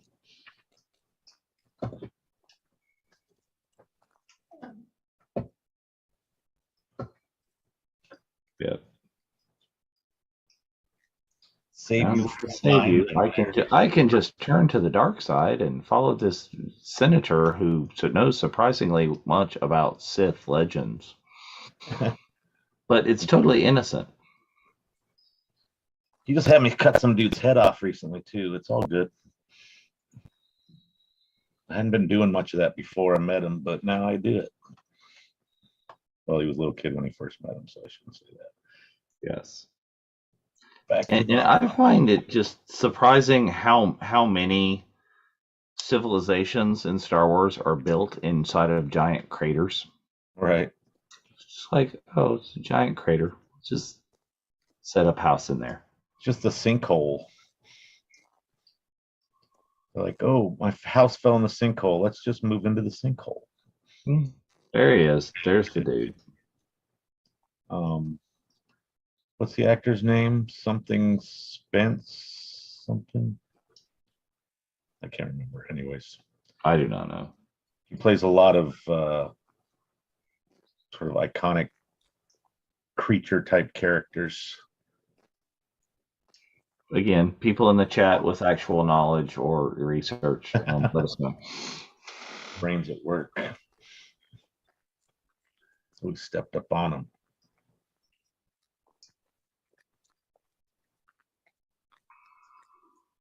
See, he needs Katie's braces from the other episode. Yeah, right. Face braces. Bruce Spence. Bruce Spence. Bruce Spence. Yeah. See, I knew Ashley was in the chat and would have actual answers. Uh-oh. Yeah, see, that's what I'm saying, Ashley, is I think that's why we don't get this makeup for Kenobi is for stunt purposes. There's no way.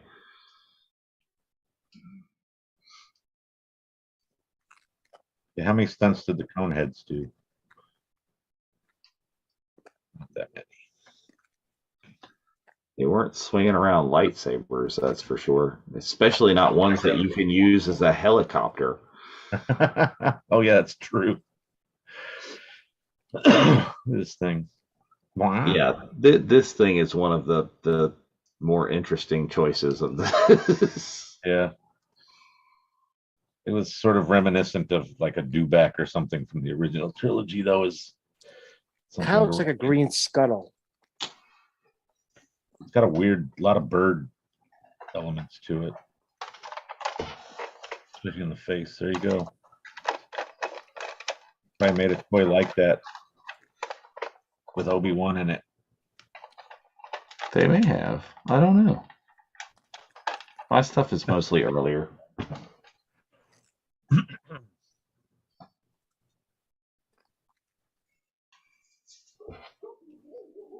He's being all stealthy on that thing.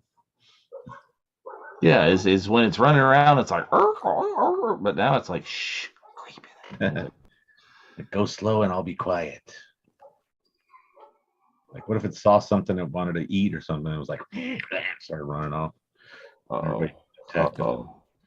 He knew he's going to be seeing General Grievous. Uh-oh, almost time. Got to dump the robe first. Yep, it'd be too fluttery. Blup. And Yeah. General Kenoooooobi.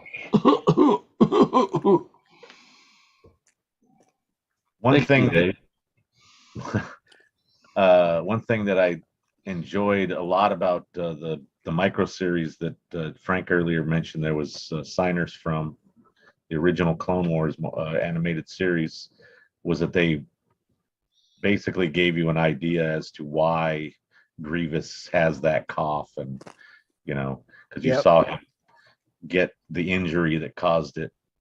Oh yeah, the whole back series where his like lungs are crushed, and Yeah, like wasn't he fighting Mace or somebody? And I think it was Windu. It was the episode where Windu just like jumps like 14 football fields at once with the Force. Right. Which tells you that falling out of a window ain't no big deal. Shouldn't have been that bad of it. This was so cool. 2 minutes ago, Mike broadcasted from Oga's. Oh, nice. Oh, so he had to go to work today. He's in the office. Yeah, he said Well, something. he's in the cafeteria right now. He's on break. Boom! I think that's the most hilarious thing ever. It's just whoop, whoop, whoop, whoop, whoop, boink. Yep. Well, what was it like in Batman Forever when that Two-Face's guys is like doing a lot of flips and kicks, and Batman squares off and just does boom, knocks him the F out. No, that was the original one. That was 89, right. where the Joker's henchman has the two-bladed sword and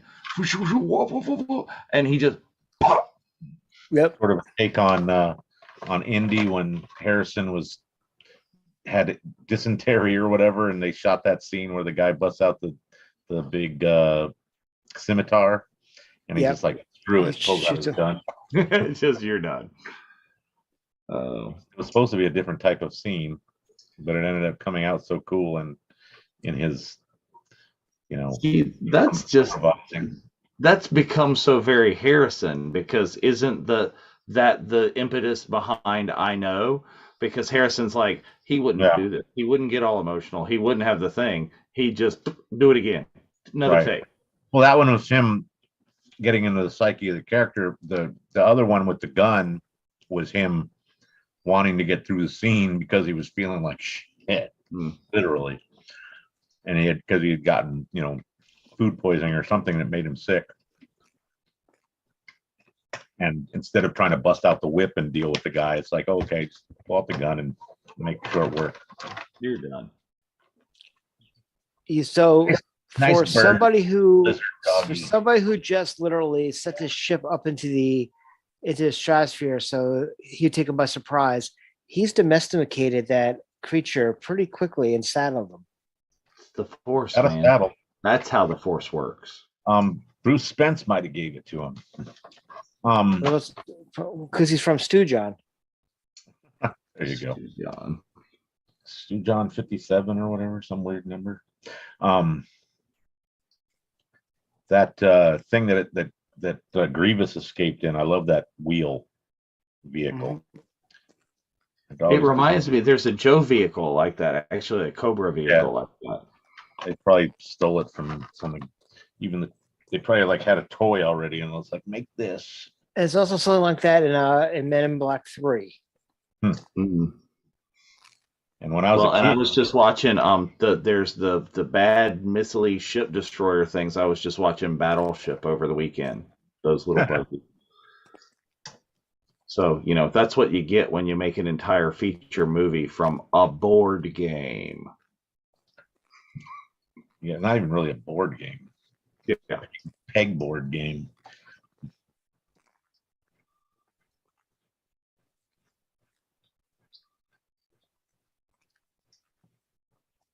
Yeah. This is a different chair, at least. It's not the exact Emperor's chair. Yeah, see, Jason Dougie's like, I remember that Cobra vehicle. I can't remember what it's called off the top of my head, but there's totally a Cobra vehicle that looks just like the wheel with the buzz. Is it Buzzsaw? Is it called a Buzzsaw?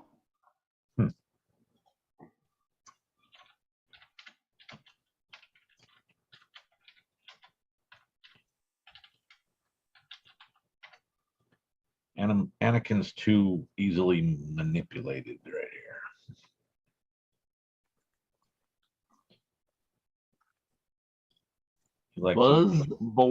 Buzzsaw vehicle from Hasbro, 1987. Yeah. Am I wrong, or does Hasbro have no presence at this celebration? No, they're going to be there. They're going to be there, but I don't think we've heard cool stuff yet. No. Yeah, no. They announced when we did the last special on May the 4th that they were going to be at celebration. But they didn't announce cool exclusives, though, did they? No, not yet. Nothing specific.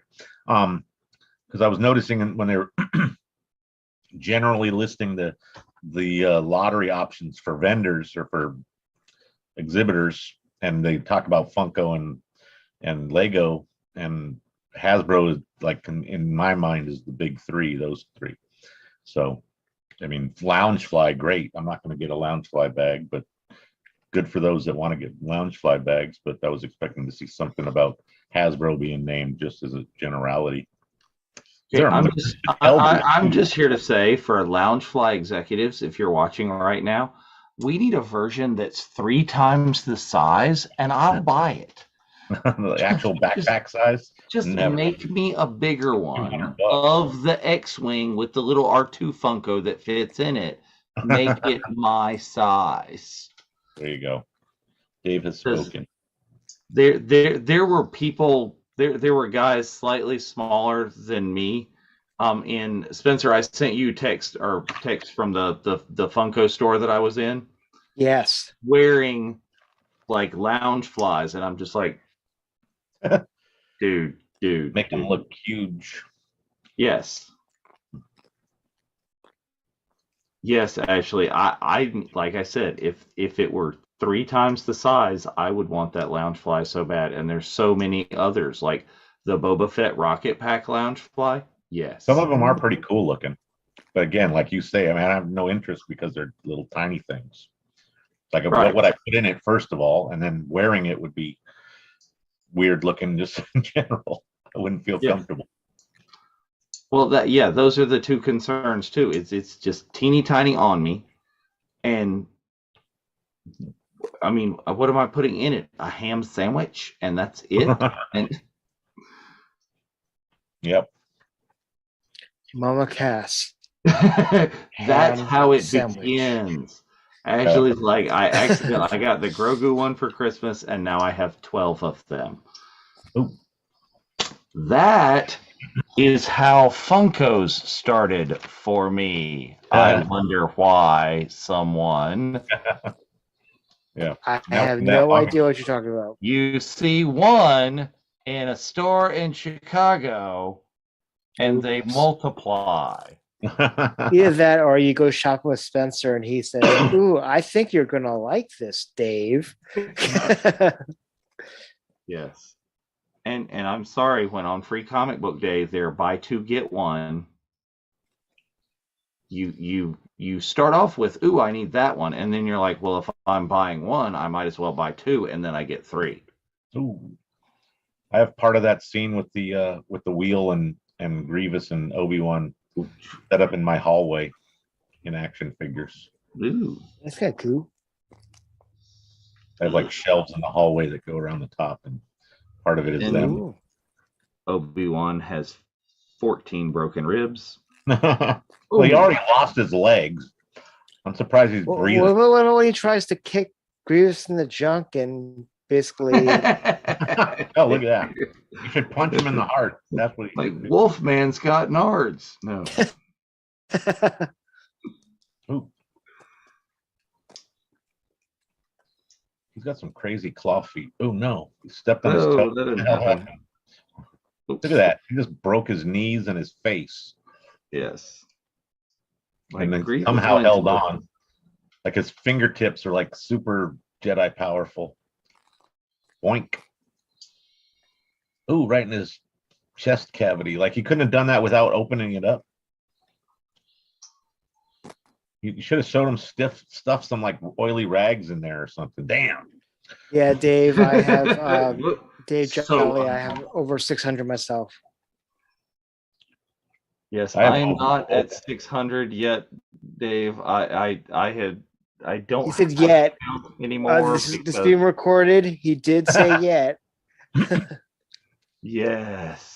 I'm getting a little tired of and it is not only the Star Wars ones at this point, that's where we thought it would start, but the G.I. Joe collection is growing as well. Yeah. Yeah, he should have. Lamont is here. Lamont's rocking episode 3 with us. Hello. he wants to finish up or redo the Dark Trooper armor that he wears so that it's good and fresh for celebration, and get a new weapon ready. I've made You got so 2 many weeks. Yeah, no shit. Or as they said, Okay, no. what's say once again in that from Toriko, 2 weeks. It's actually less than that because Monday and Tuesday are other things, and Wednesday. Mm-hmm. Yeah, we're kind of busy for a couple of days. Yeah. Don't start Like with the 10 Black days. Series figures either, Bryce, because That started before for me too. I didn't have any of those either before. Mhm. That wasn't me. I did not influence you on the Black Series. That was all Bryce. Yeah, the Black is. I wanted a variety of things. I was like all 3 3/4 figure person before, but it's like, well, I When they want put some Black of those. Series on cards, imitating the 3 3/4 style. They did That's for a what I couple, felt. yeah. That's what, like at Celebration in Chicago, there was at least 2 Yeah, or 3. the Luke, and there was there was a Luke in the X-Wing gear, and there was Maul. Is that what it was? Okay, yeah, the Han, I think was at like Disneyland or somewhere. But yeah, when I saw them do that, I was like, okay, that's insane. The giant cards with a nice, fresh big style figure with great details and paint job. That's when they I still love the fact that we went to toy stores trying to build out Skip's his whole thing, gets a Django Fett at a very good price, leaves in the car, Dave ships it to him, and he doesn't get it 10 more in time for Celebration. sadly. No, I hadn't heard that. He didn't get a Yeah, tap? he did not get it time. Oh, See, you could have kept it, and that is sad. Well, Yeah. see, I was still hoping that more times would open up for Tim. I was, because the 2 of the 3 Funkos that I bought this weekend were Boba Right. Fett Funkos. So still hopeful. Yes. Celebrations are built on hope. Mm-hmm.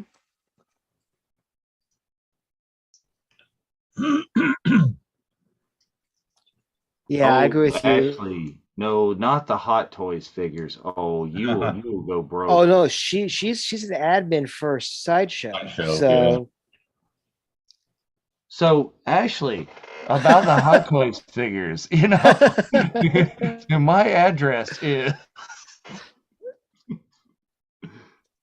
I'm sure you and might have some fun. Oh, that would be fun. Do some. I have to bring him a saber. Oh, I meant to ask. Well, I think Nala wants to do that. I meant to ask Frank this one. Was there any word put out in the details for the after hours event? Stolen my trademark, by the way, Lucasfilm. I'm coming for you. Right. But any mention of Have to go plexiglass? down. I don't know. I just thought that would be an interesting deal, because they are right through. No, Hey, try spinning. That's a good trick. Uh-oh, here it comes. Oh. Sorry, Calfisto. Did Mace's saber say BMF on it? That's the word from Samuel L.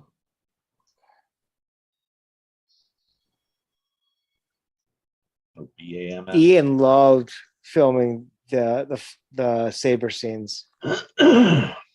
Well, I mean, it's funny because, I mean, his saber hilt is just this little small, unassuming little like stealth saber thing, and you're battling Samuel L. Jackson with, if his prop is anything like the Disney props, is big, giant, heavy chunk of metal thing. I still think that Dooku has the best saber. Wow. I'm so glad I picked that up at. That one is so solid. That's such a nice piece. I have a mini one over here in a little display case that they I forget who made it. It's about this long, scale version, and that thing, I love just the style of it.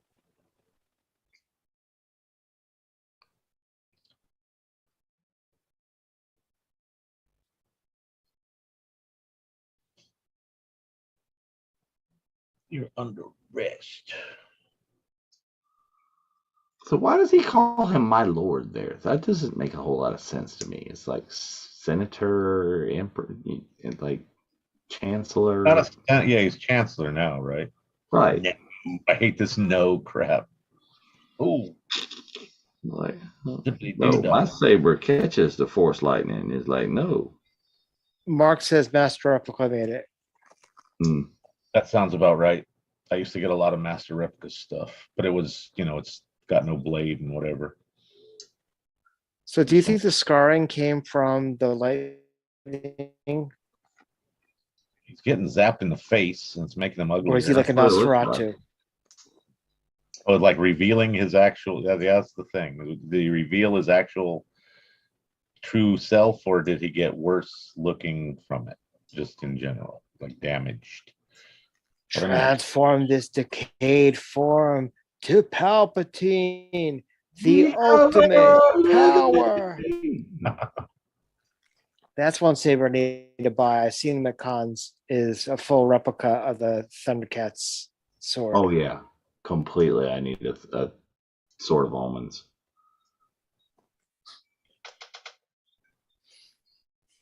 Lightsaber noises are making Ahsoka freak out. No, come on. If your name is Ahsoka, you can't freak out at lightsaber noises. Him. I love how he says, snap that arm. He has to survive. Like, you just, not too long ago, you killed freaking Dooku. Yep. That's not the Jedi way either. Zappy, zap, zap. Unlimited power. So this is how Nick Fury loses his eye. That's how Nick Fury loses the eye, right there. Popped it right there. Had nothing to do with the Florigan. Not that windy for how high they are, too, which is kind of interesting. Should be seeing more. Right. Well, especially when the subtitles come in. Look at Palpatine's hair. Like... It was kind of like, it's kind of doing the Trump in the back. That's the best way to say it. Oh, mercy. He's got the meanest looking forehead right there.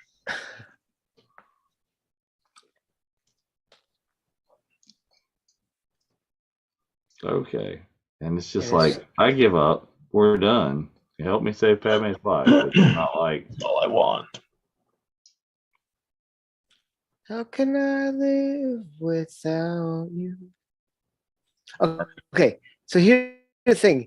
He said to him, you join me and I can help you save Padme.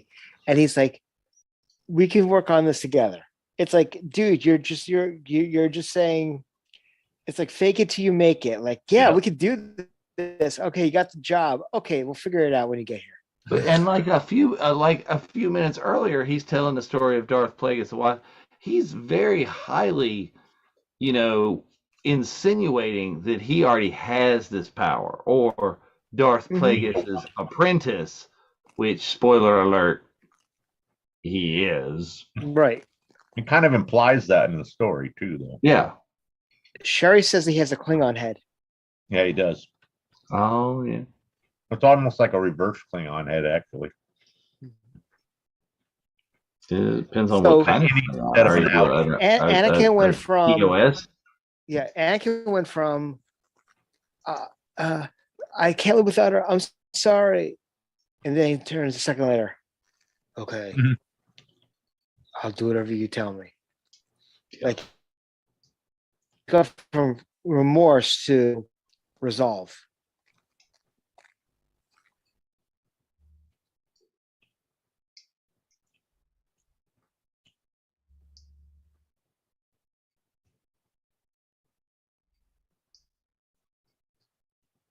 They're gonna get us. Gonna get it out of here.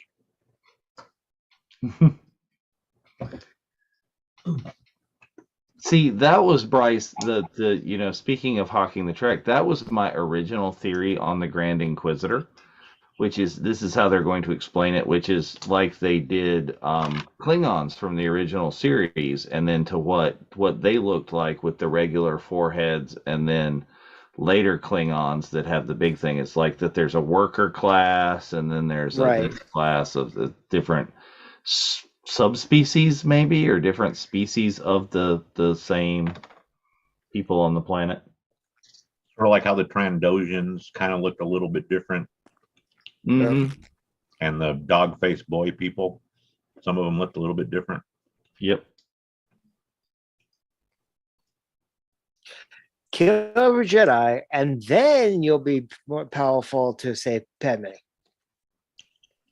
There you go, because that's what we do. There can be only one. Right. You need the fall, though.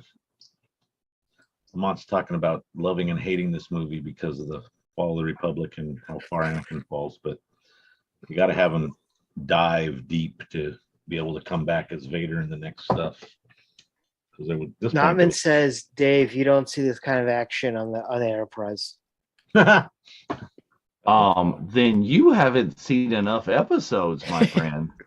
You need to watch the Mirror Universe. Okay, Amok Time. Oh, here's coming. What's going down? This is so. Oh man, I love this in the trailer. Yep. Oh yeah, just marching up with the 501st. Just in this overhead scene. By the way, that Order 66 mashup that you found, Dave, with all the newest stuff in there was absolutely incredible. That 10-minute version, it was pretty cool. Absolutely, it's like the just whole Order 66 from all the different media put together. At this point, there's a lot of things that have addressed it, so that kind of does fill in a huge amount of gaps. Ooh, took him down. Yeah. No, I mean that's the kind of thing about some of this stuff. Like you were talking about the battle on Kashyyyk, is it feels very kind of like Battlefront gameplay. Right. It's just that there's so still the way that the Cody troopers were jumping on those droids, on those bug droids, remind me very much of like Starship Troopers. It's a movie when they're jumping on the bugs. You shoot a nuke down a bug hole. What do you got? A bunch of dead bugs. That movie was so good. I'm from Buenos Aires, and I say, kill them all. No. Yep. I love how he just was all buddy with them, and now, 30 seconds later? Like, nope. Switch flip. Hey, kill that guy. Boom. And they're like, okay. Like, wait a second. Again, big fall. Spoiler alert, doesn't die. Ooh. What if he didn't hit the water? A little rough on the landing. He had to settle for the bronze. Yeah, he broke the surface wrong. Oh, he's not chilling anymore. Now he's getting it. Uh-oh. Could you imagine if we went to the Triple Indy? There was enough platforms on the way down that he could have. Yeah, right.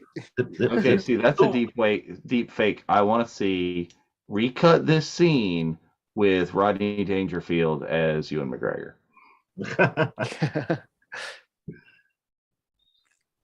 Oh. Speaking of that, me, Alan. And there you go, your celebration attendee. Half naked Jedi. Oh no, no, the horror. Yep. Yoda's like, my horror. My angina. I'm coming, Elizabeth. That's exactly what I was thinking of right there. His red fog. We really do all hang out together way too much. We're too old too. Yeah. I'm sure. Good. Ashley just said bye, Felicia. Yeah, she's saying bye, Felicia, and we're going to Sanford and Son. Yeah, we're different. Talking to the mid-70s. Falling back. They just fell back in the speeders. No. You should have felt that. I don't understand. They should have had a little vibe, right? Even if it's only a split second. Right. Where is the Spidey sense? Exactly. That's basically what it should be. For Wookiees, they got some serious like power. Like propeller toys. Yeah. Those are so weird. I have a couple of those hanging from my ceiling. They're very weird. Now, see, like Yoda got the Spidey sense. He ain't falling for this crap. Yep. He's like, whoa.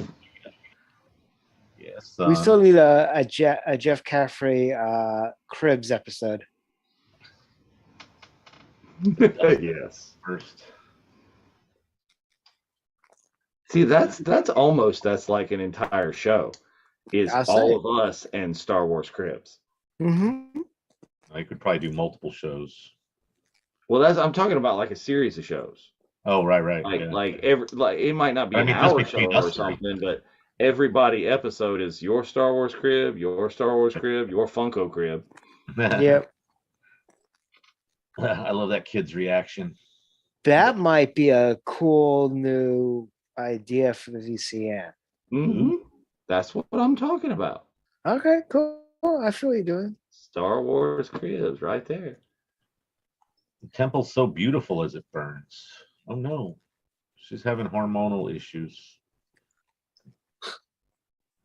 Like when EW released the preview photos of this episode, there was a shot of her doing that crying thing into her hand, and I photoshopped a picture of Vader with his helmet off and Hayden's head, and her in front of her, like crying. It's my it's on my YouTube channel, like as my icon, my avatar. No, Number 6 with another cape. Costume 6. Mm-hmm. Lance asking like, why didn't the Wookiees trip out? And I'm like, the Wookiees are just going to be completely calm because otherwise Yoda's going to turn that lightsaber on me. It's like, no, are you good? Go right ahead. Keep it up. Nope. I don't need any part of that. Yeah, in that case, it was like almost the opposite, right? It was like what they saw. It just looked like Yoda went off on the troopers. Right. He didn't, because they didn't really get a chance to do anything. I mean, because that's oregano. They would have shot at him or whatever, but he took him out before that. So yeah, I mean, but they understand Yoda knows what's up. And that was the second time you see Obi-Wan with that regulator thing. First time was obviously in Phantom Menace when they go in the Gungan City. It's the bat rebreather. That's totally a gadget stolen from Batman comics. That scene right there with the walkers almost looked like it was out of Clone Wars. They had the shark repellent from Batman 6. I was just thinking that when you said it originally. Gotta have the shark repellent if they got the rebreather. This egg thing always weirded me out too. It's like it's like ET's thing. Well, go home. Same people. Well, it's canonized because if you remember that scene where in ET where he's going up to that kid, just as Yoda, he recognizes them, and then we see that those creatures in the Senate, the Etesians, and there goes the Tantive. Oh yeah, so clean and pristine.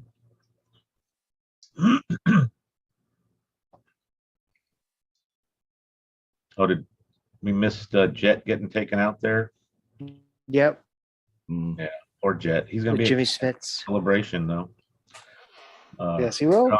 He's got some good connections now inside Lucasfilm. What does he do? He's some sort of animation person. He's a visual effects assistant.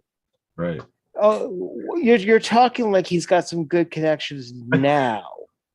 Like this is something new. Not in the last 20 years, 23 years, but anyways. I think I was the first person to ask for his autograph, and I'm going to confirm that at this celebration that he was with his dad at Long Beach Grand Prix in 2000 for the Toyota Celebrity Race, and I had the box set with the family members, and I asked him to sign it, I think before I even asked his dad, and he was like taken aback. Ooh, I got to ask him if that was something that was like it seemed like it was new to him. Good night, Bryce. Oh, Bryce, do you have a good one? Have a good one, brother. Notman's sitting there going like, and Yoda never took the time to mention Kenobi to Chewbacca. So it's like totally new. It's like, oh, hey, you know Yoda? What's up? How you doing? Nope. They're It's friends on like Facebook. it's like you mentioned the wolf. Shit, that's all you had to say.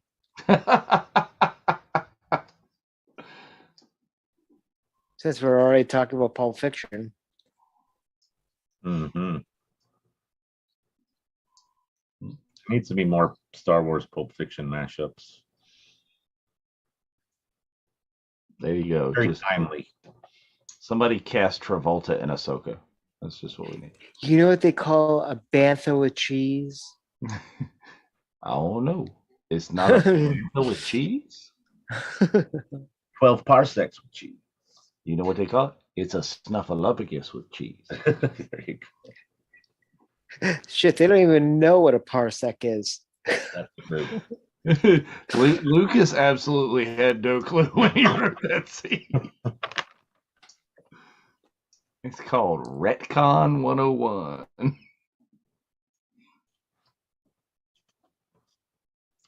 For me, I will return.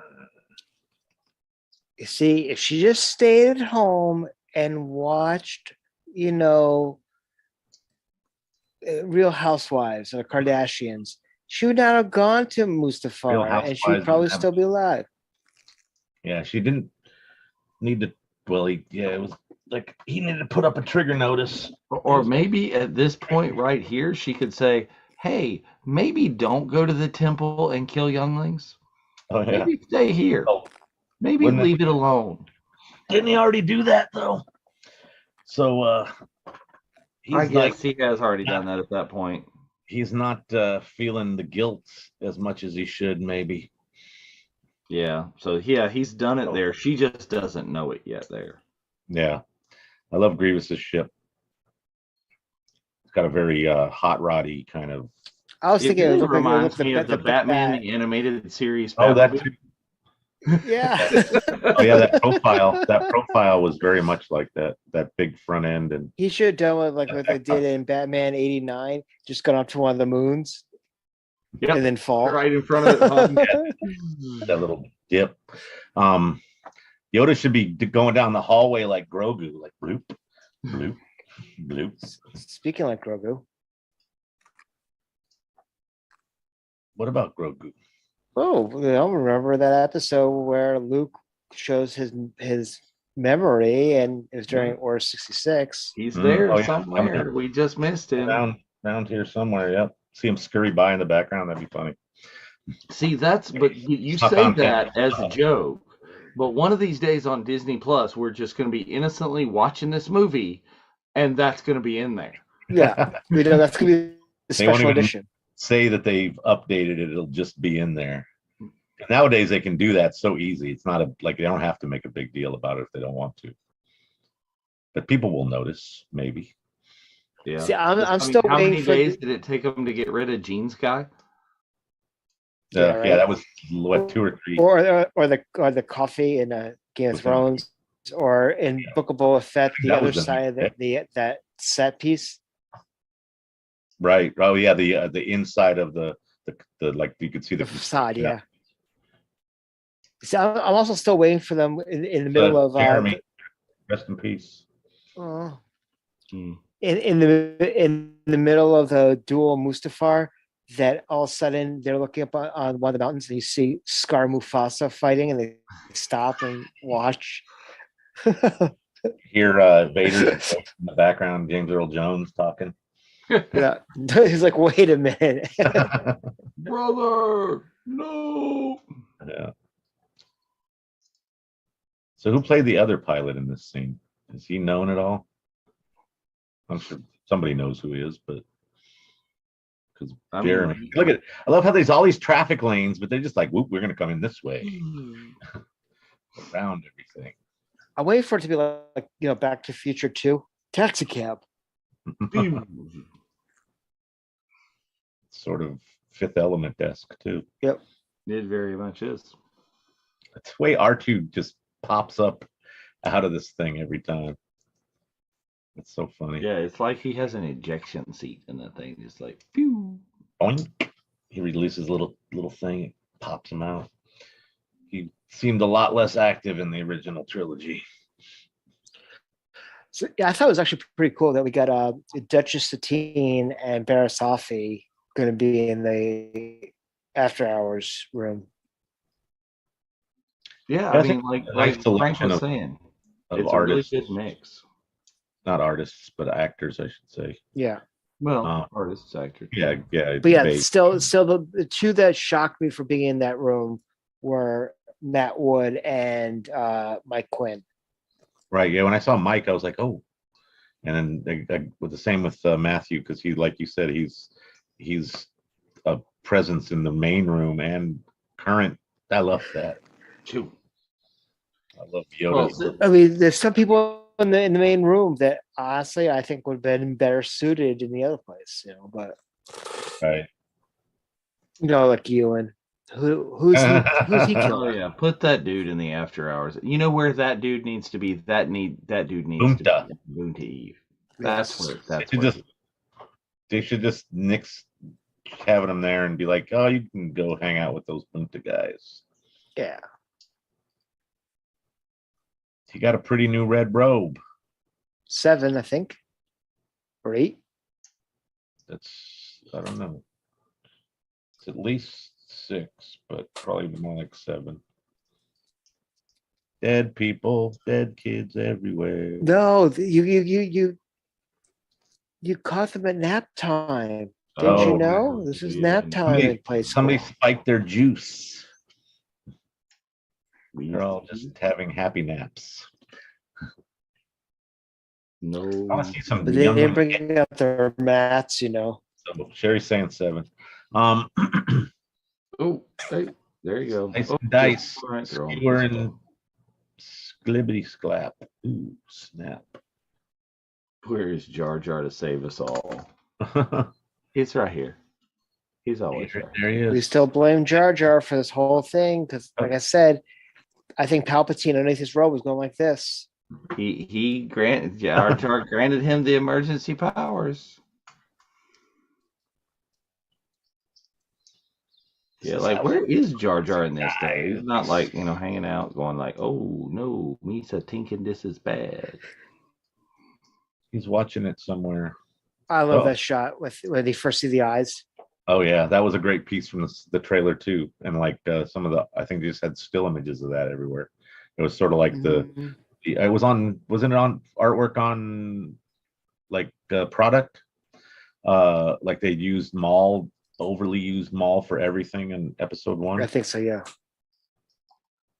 And what's this? There's thousands and thousands of people there, and they're going, "Oh, we're going to reorganize the Republic into an empire." And the only people going in there going, this is a bad plan, are Jimmy Smits and Natalie Portman. Maybe not. Huh. And the best line, I think, written of the prequels. So this is how Liberty dies, with thunderous applause. Yep. Well, that line is actually delivered 2 different ways on screen. It's democracy and liberty, depending on versions you see. Originally, I think it was like the Liberty was like an international release, and I know Democracy was definitely a U.S. thing. That was actually my status in on Facebook a couple of elections ago. Right. That should be your status every election. I think mine was a screenshot from The Simpsons. Yeah, right. But it was related. What do you mean you must know the truth? Who else you think killed the young? Look at that. He's snapping them up. Rewind that. Look at they took that kid's head off. Damn. You're looking at now.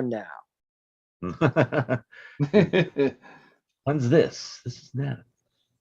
But when's now? I'm really gonna have to ask them at the end of the night at Biggs if they have inventory, how many of each drink that they sold and see if Liquid Schwartz sold the most. Hmm. You're still thinking that's going to be the big seller? I think between that and probably the blue milk, I think the Mai Tai will do well, but I think that the blue milk and the shot will do the best. Right. Well, I'm going to try at least one of each drink on the menu. Those 4. Probably more, like you were saying, of the easy to consume. Mhm. Joseph Hall is over on the YouTube chat, and he's asking, any chance that we'll see Jar Jar in Kenobi? Yeah, that would be interesting. Dave hopes so. I mean, they could give him the canon or the EU dancing fool kind of falling on hard time. Never deal. know. Certain actors could have been coaxed back to other things based on contracts related to things like that as well. So, Well, I mean, showing up- Ahmad's showing up in Chicago back in could the have been fold when Well, I he mean- was doing the Temple, the kids show. oh yeah, that was Right. So I'm thinking, maybe he came back in part because they were offering him other stuff that now is coming to fruition, or had like, the temple thing. Well, and I wish they'd do another. I'd like to see another season or two if they could refine that show a little bit better, because it was fun. And actually, they really need to do it for adults. Yeah, like, have you ever seen? Was it a Netflix show for a little while? The Floor is Lava. Yeah, that one. That one looked like it hurt sometimes. Exactly. It's like that's what I want to see with the temple. I'm good. Yeah, but yeah, it would have been a funny thing. Because I'm also fairly cheesed in looking through the panel listing and all the different Jedi training on the kids stage, and I'm like, whoa, where is the saber training for the me? Yeah, you can go watch the kids.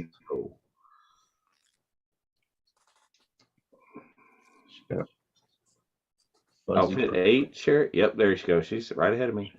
Yep.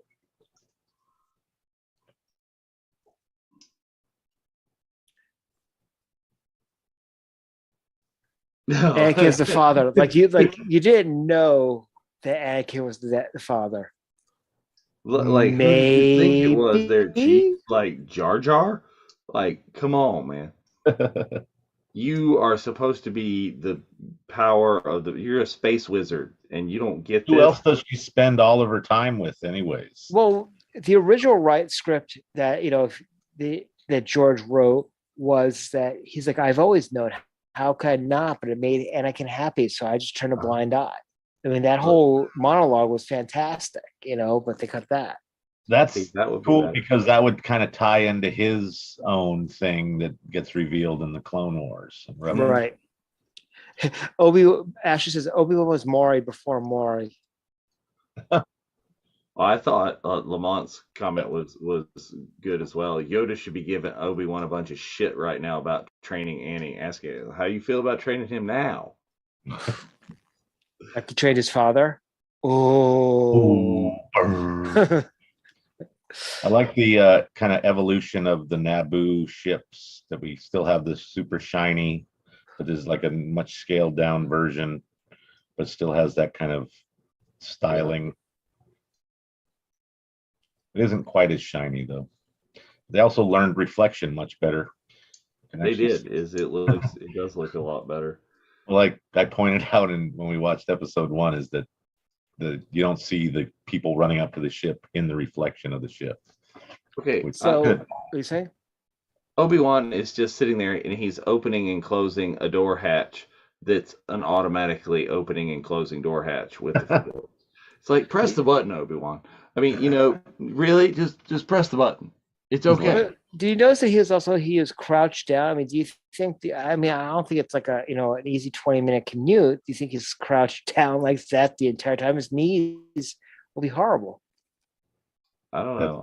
I figured he was just like there was maybe a couch in there or something. I don't know, some pad and just lay down. An ottoman, a futon.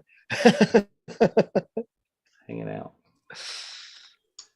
I didn't know. That just seemed to me 9. like less of like a little cargo space because and just like a little sleeping berth or something maybe that he was hiding in. Oh, right. It was the cupboard underneath the stairs. Well, he is a stowaway, right? Covered beneath the stairs. How do you feel about that comment, Jeff? He's a wizard, Obi. That's totally wizard.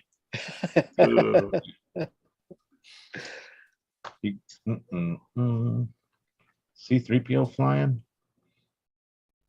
I thought she was flying. Yeah, probably. She'd be having more hormonals. That baby's wreaking havoc on her. Why doesn't he just jump across? I don't need to run around. We got there pretty quick anyways. Mannequin. Hey, that looks kind of like Batu. Except way hotter. Oh, yeah. It was just that weird angle with the way the structure was up on the hill. Reminded me of the thing above the Falcon.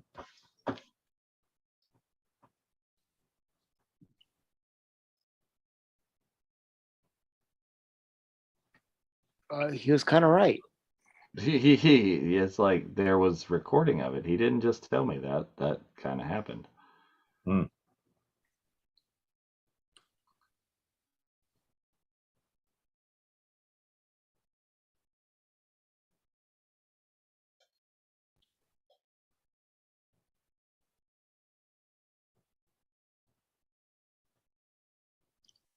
My love don't cost a thing. Except for a force choke. There you go. Becoming more powerful than anyone has ever been. Okay. Nautman's all, Anakin, why are your eyes yellow? Are you on something? Death sticks. He's been drinking too much and his liver is having issues. Oh, all right. Joseph Hall again, he asks, what's your biggest hope or wish to see happen in the Kenobi series? Anybody? I'm kind of hoping that Obi-Wan doesn't survive the series. The main character dies. And it turns out that this is just another world in a multiverse of Star Wars worlds, and somebody else takes up the mantle of Obi-Wan. Honestly, I think that I really would love to see. I think the number one thing I want to see is some involvement with Qui-Gon. That's I would say that's probably my number one Qui-Gon thing is some sort of Qui-Gon, or his voice. Force ghosts are talking, because if you recall the lead scene from this movie in particular, they actually filmed Liam talking to Yoda. Oh yeah, there's too much to mess with. Here it goes. What about you, Jeff? Whoa. I think that anything with Liam or Qui-Gon specifically, even if they just mention him, would be good. I would love to have a Force Ghost version of Liam, some sort of audio of him talking to Obi-Wan, or hearing voices of him talking or something. Type stuff would be cool. But a Force Ghost would be my favorite thing, but I'm sure it's not happening since we haven't heard anything about it. Yeah. Anakin, you're breaking my heart. No, it's pronounced neck. Yes. Well, but see, I don't know. What about you, Dave? What do we hope for? Well, I was going to respond to Jeff's first. I don't know that we would need to have heard anything about it. They'd probably leak it or. Oh, I was just thinking that when I said it, that it might end up being like the huge reveal or something like that. Well, or like if Liam was actually involved, we might hear about it. But good night, Dave. Good night. They could totally just AI him at this point. They've proven that as a Force Ghost. True. Specifically, I'm betting Liam Neeson has said enough things in Star Wars that they can just computer his voice like they did. Luke thing on. Yeah, that's true. So, I don't know, but things to see. I don't know. I would like to see, I think, some like Luke. I want to see some Luke kind of figuring out as a child that he is force sensitive. Some little hints at what's going to come in the wider world, as opposed to, oh, boom, just like these droids show up and I go off with this space wizard and I have this power. I want to see some of him floating toys about in the right or something when Uncle Ben's not looking. I love how Yoda dispatched the guards there. He comes in to kick butt.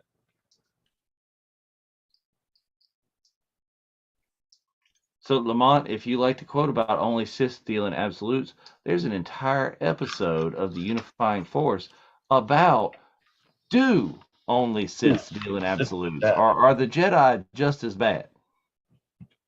Well, he just said, I'll do what I must. That's kind of an absolute. Exactly.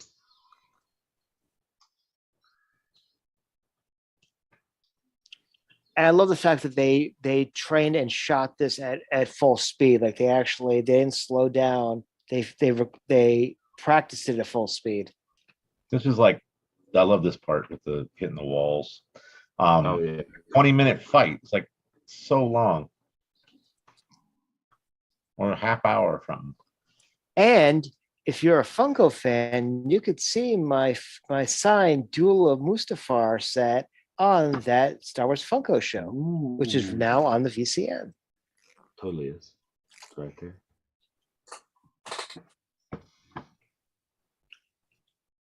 Now, there's some rumors also that you're going to see a young Leia. So,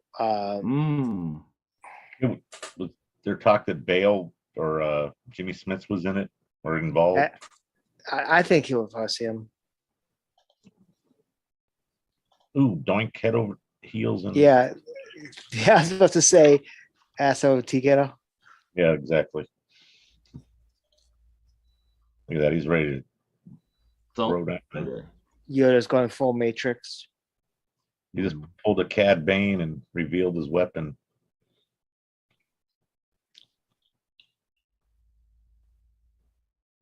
Ooh. Oh, you know him by Anakin. Yeah, it's like, oh, I know this dude. Or maybe young Luke has some visions. Huh? Okay.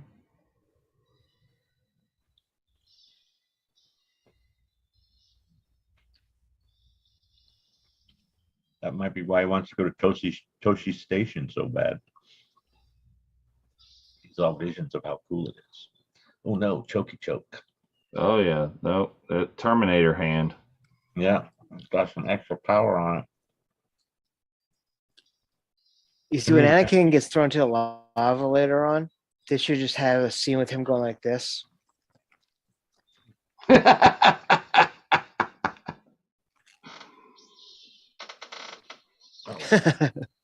Oh, nope.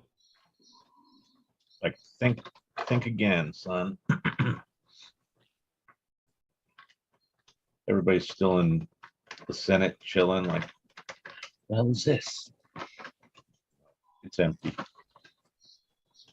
E.T. should just be in there alone by himself, like kicking back.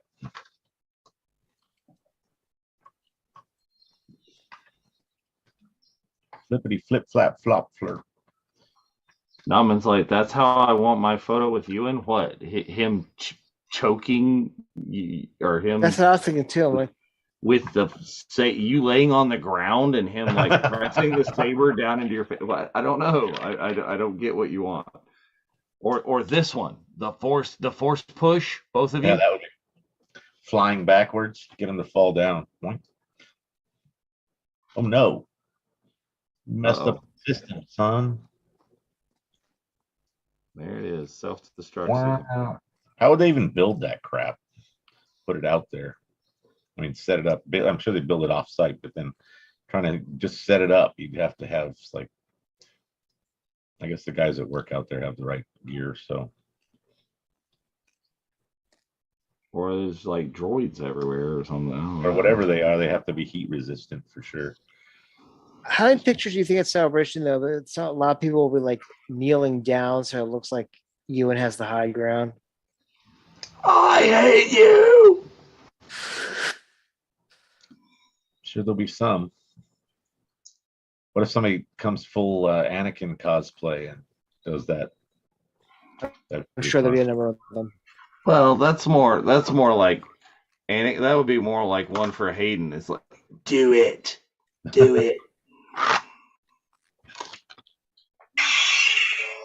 Oh, turned on.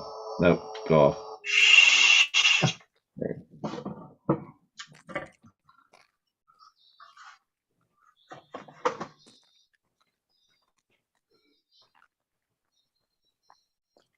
Lightsaber is your life. Don't just let it get knocked out of your hand by some lightning, man. So how does Yoda tie with Palpatine, but Windu defeats him? I'm pretty sure they alluded to that Master Windu was the best swordsman in the Order. But he got jacked by Anakin. Yep. Otherwise, it would have been different. Well, he had a purple shank, so yeah, it was great.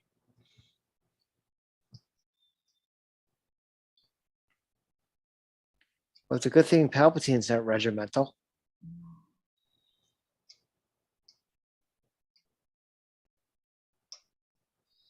This battle's getting pretty intense. It's such Yeah, weird- and I'm like, why would you go out on the little arm thing? Why would you do that?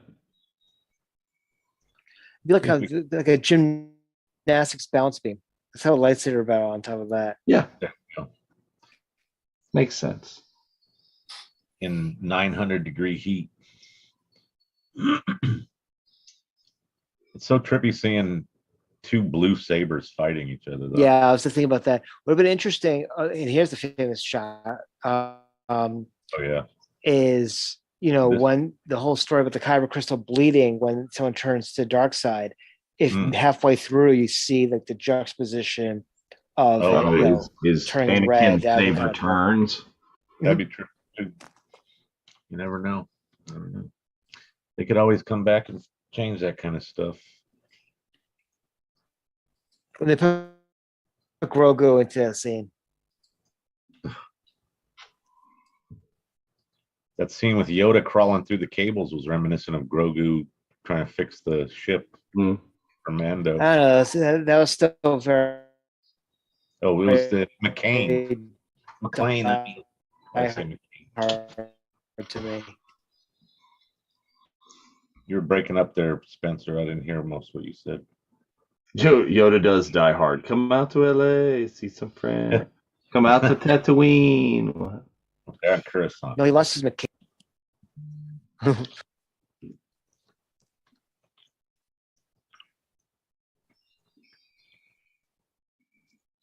But it'd be I love the behind the scenes.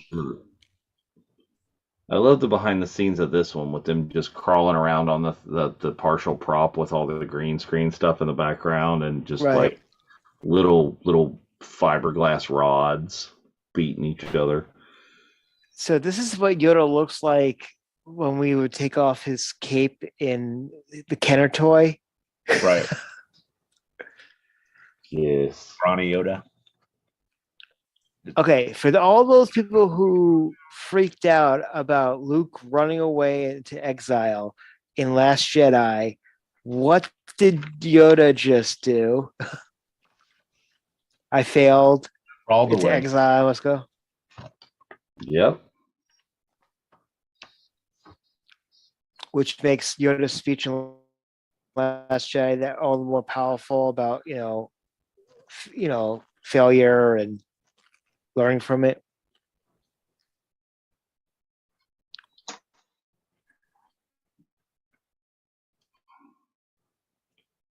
Yep, that's a good idea. Let's just swing back and forth at each other over lava and smack each other with laser swords. Look at that. That's good timing, and lucky that thing didn't capsize. That means like erroneous. I hate that weird blue glow that comes off the bottom of whatever they're like on here. Oh, the repulsor force fieldy thing. It's weird. Just makes the animation look that much faker. I mean, I get what they were going for. I don't know that they really.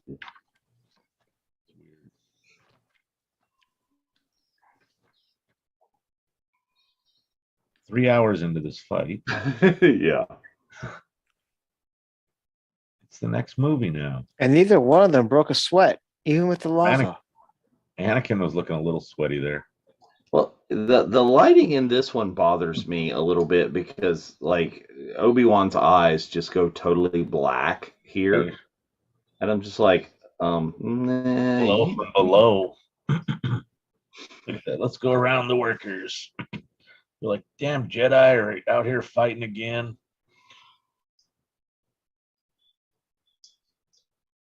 But he's not his master anymore. Well, he's always his master. Who's your master? Flip. Okay. So if the two of them can have a lightsaber battle on this little plank right there, then Rose could absolutely brought Jack up on that door. Under the door. Rose is rolling Jack under the door. It's and then had a lightsaber battle. Because we really didn't want Leonardo to. Classic out of Anakin here too. And then just oops. Okay, you're done. He gone and rolls down the hill. Crispy Anakin with a side of no legs. It's like, okay, that's all right. We'll be okay. It's just like, I'm really mad now.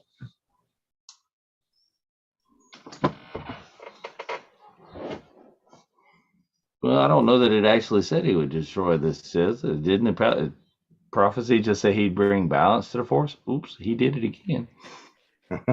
She says, high ground, biatch. That's right. It's like, I have technically at the time, Anakin. Oh, I hate you. I hate you. Could you please take my saber? Because I want my son to have it. My son, yeah. I want him to have a memento. I love you. Okay. Last movie, he's like a father to me. Yeah. You're like a brother to me. Ooh, right in the. You're like a nephew's cousin's former roommate. What does that make us? Absolutely nothing. As Anakin becomes a marshmallow that's been lit on fire. Right there. I hope those not synthetic robes he was wearing, because it's gonna leave melt right to him.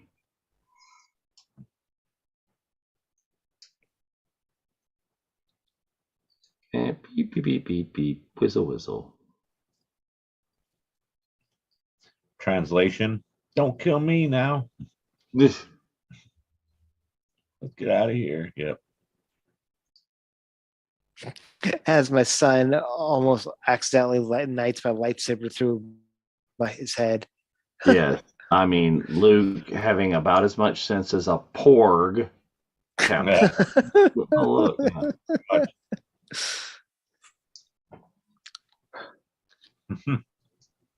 Okay, you're caressing her a little too much there, Obi. Necro much.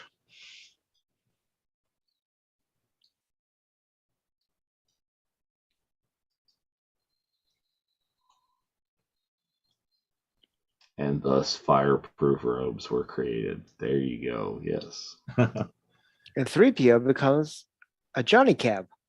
C-3PO is just so shiny in this movie. He's not as shiny in the, I think they had the opportunity finally to make him shiny, and they did, or something. He's crawling, and you suddenly hear do do do do do do do do do do.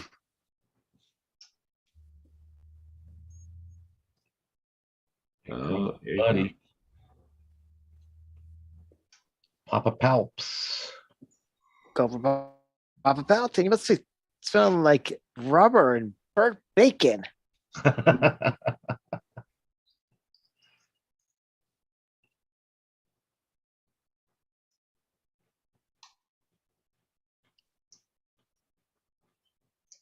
Make sure you turn him over. Oh, he did it himself. Get him on both sides.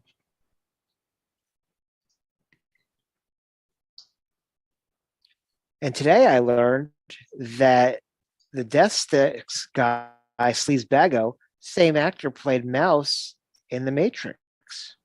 What? Yep. Sleaze Bagano. Mm-hmm. So you talk to him about tasty wheat. Nice. Pizza Papa Palpatine. Pizza. You should have worn your shirt there, Jeff. Which one? What the hell's an aluminum falcon? I wore that on Tuesday.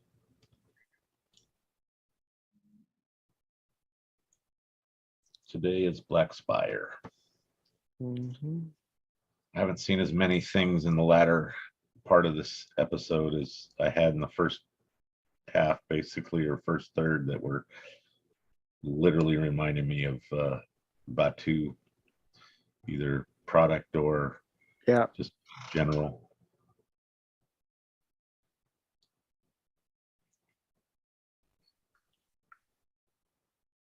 So they needed more sizzle on Anakin when he's being in the medical capsule in the rain. Yeah, like He's had the trip to cool down. had him under refrigeration. Yeah, see, nobody reacts. It's like the medical droids don't know nothing. Could we have a human doctor? Could we have, She has a baby girl claim. Oh, that's like almost Lando creepy right there. Yeah.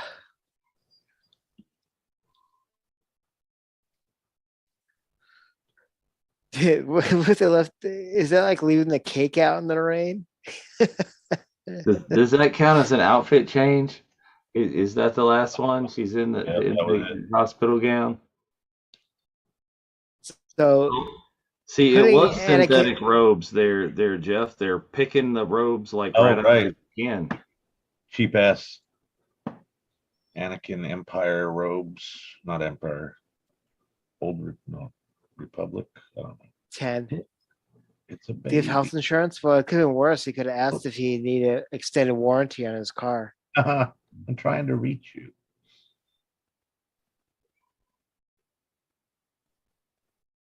It's a baby. See, I want to know, like, she just doesn't like hesitate on these names. Did she and Anakin think about these names? Did they have this plan? Yeah. Is Luke somebody from her past? Who's they named after? I don't know. Yeah. Lila says at least it's not a Vespa gang putting them together. Nah. So he had some spinning rims and stuff on the suit. 47 rear view mirrors. Yeah. This shot in the trailer was awesome. Yeah, this was pretty cool. That I always thought was a weird edit with the way he looks, sort of composited. That I thought was in the trailer too. Amazing. Oh yeah, the hinging together. He goes up and Palpatine says, "Mission status." No. Uh-oh. That sounds familiar. Soldier, do you comply? Good soldiers follow orders.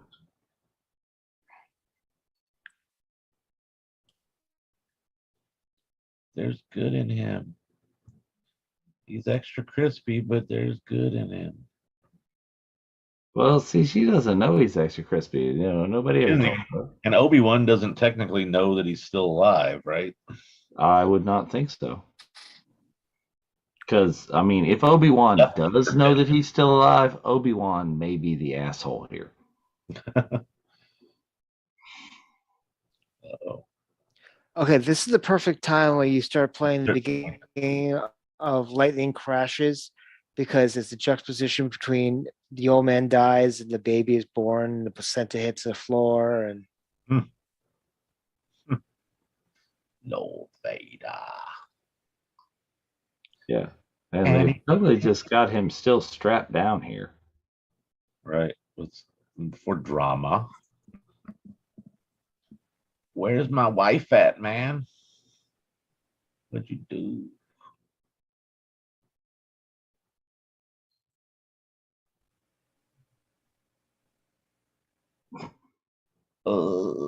Do you think Anakin was upset about the choice of outfit? Well,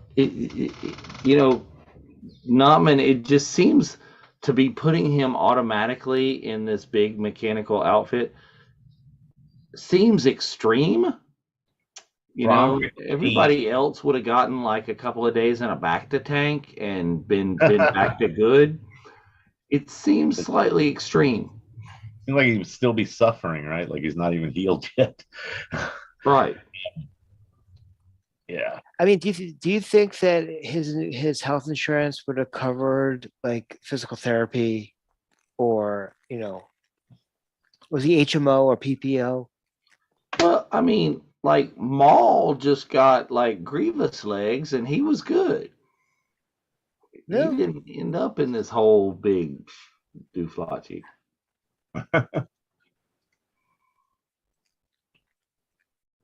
Lamont's asking is like, I don't understand how Leia remembers her mother, and that she said she remembers her mother being sad. It's like, well, if you watch the most recent episode of the Unifying Force, they talk about Leia's memories. We do. Absolutely, that is a part of the Mother's Day special. Oh, nice.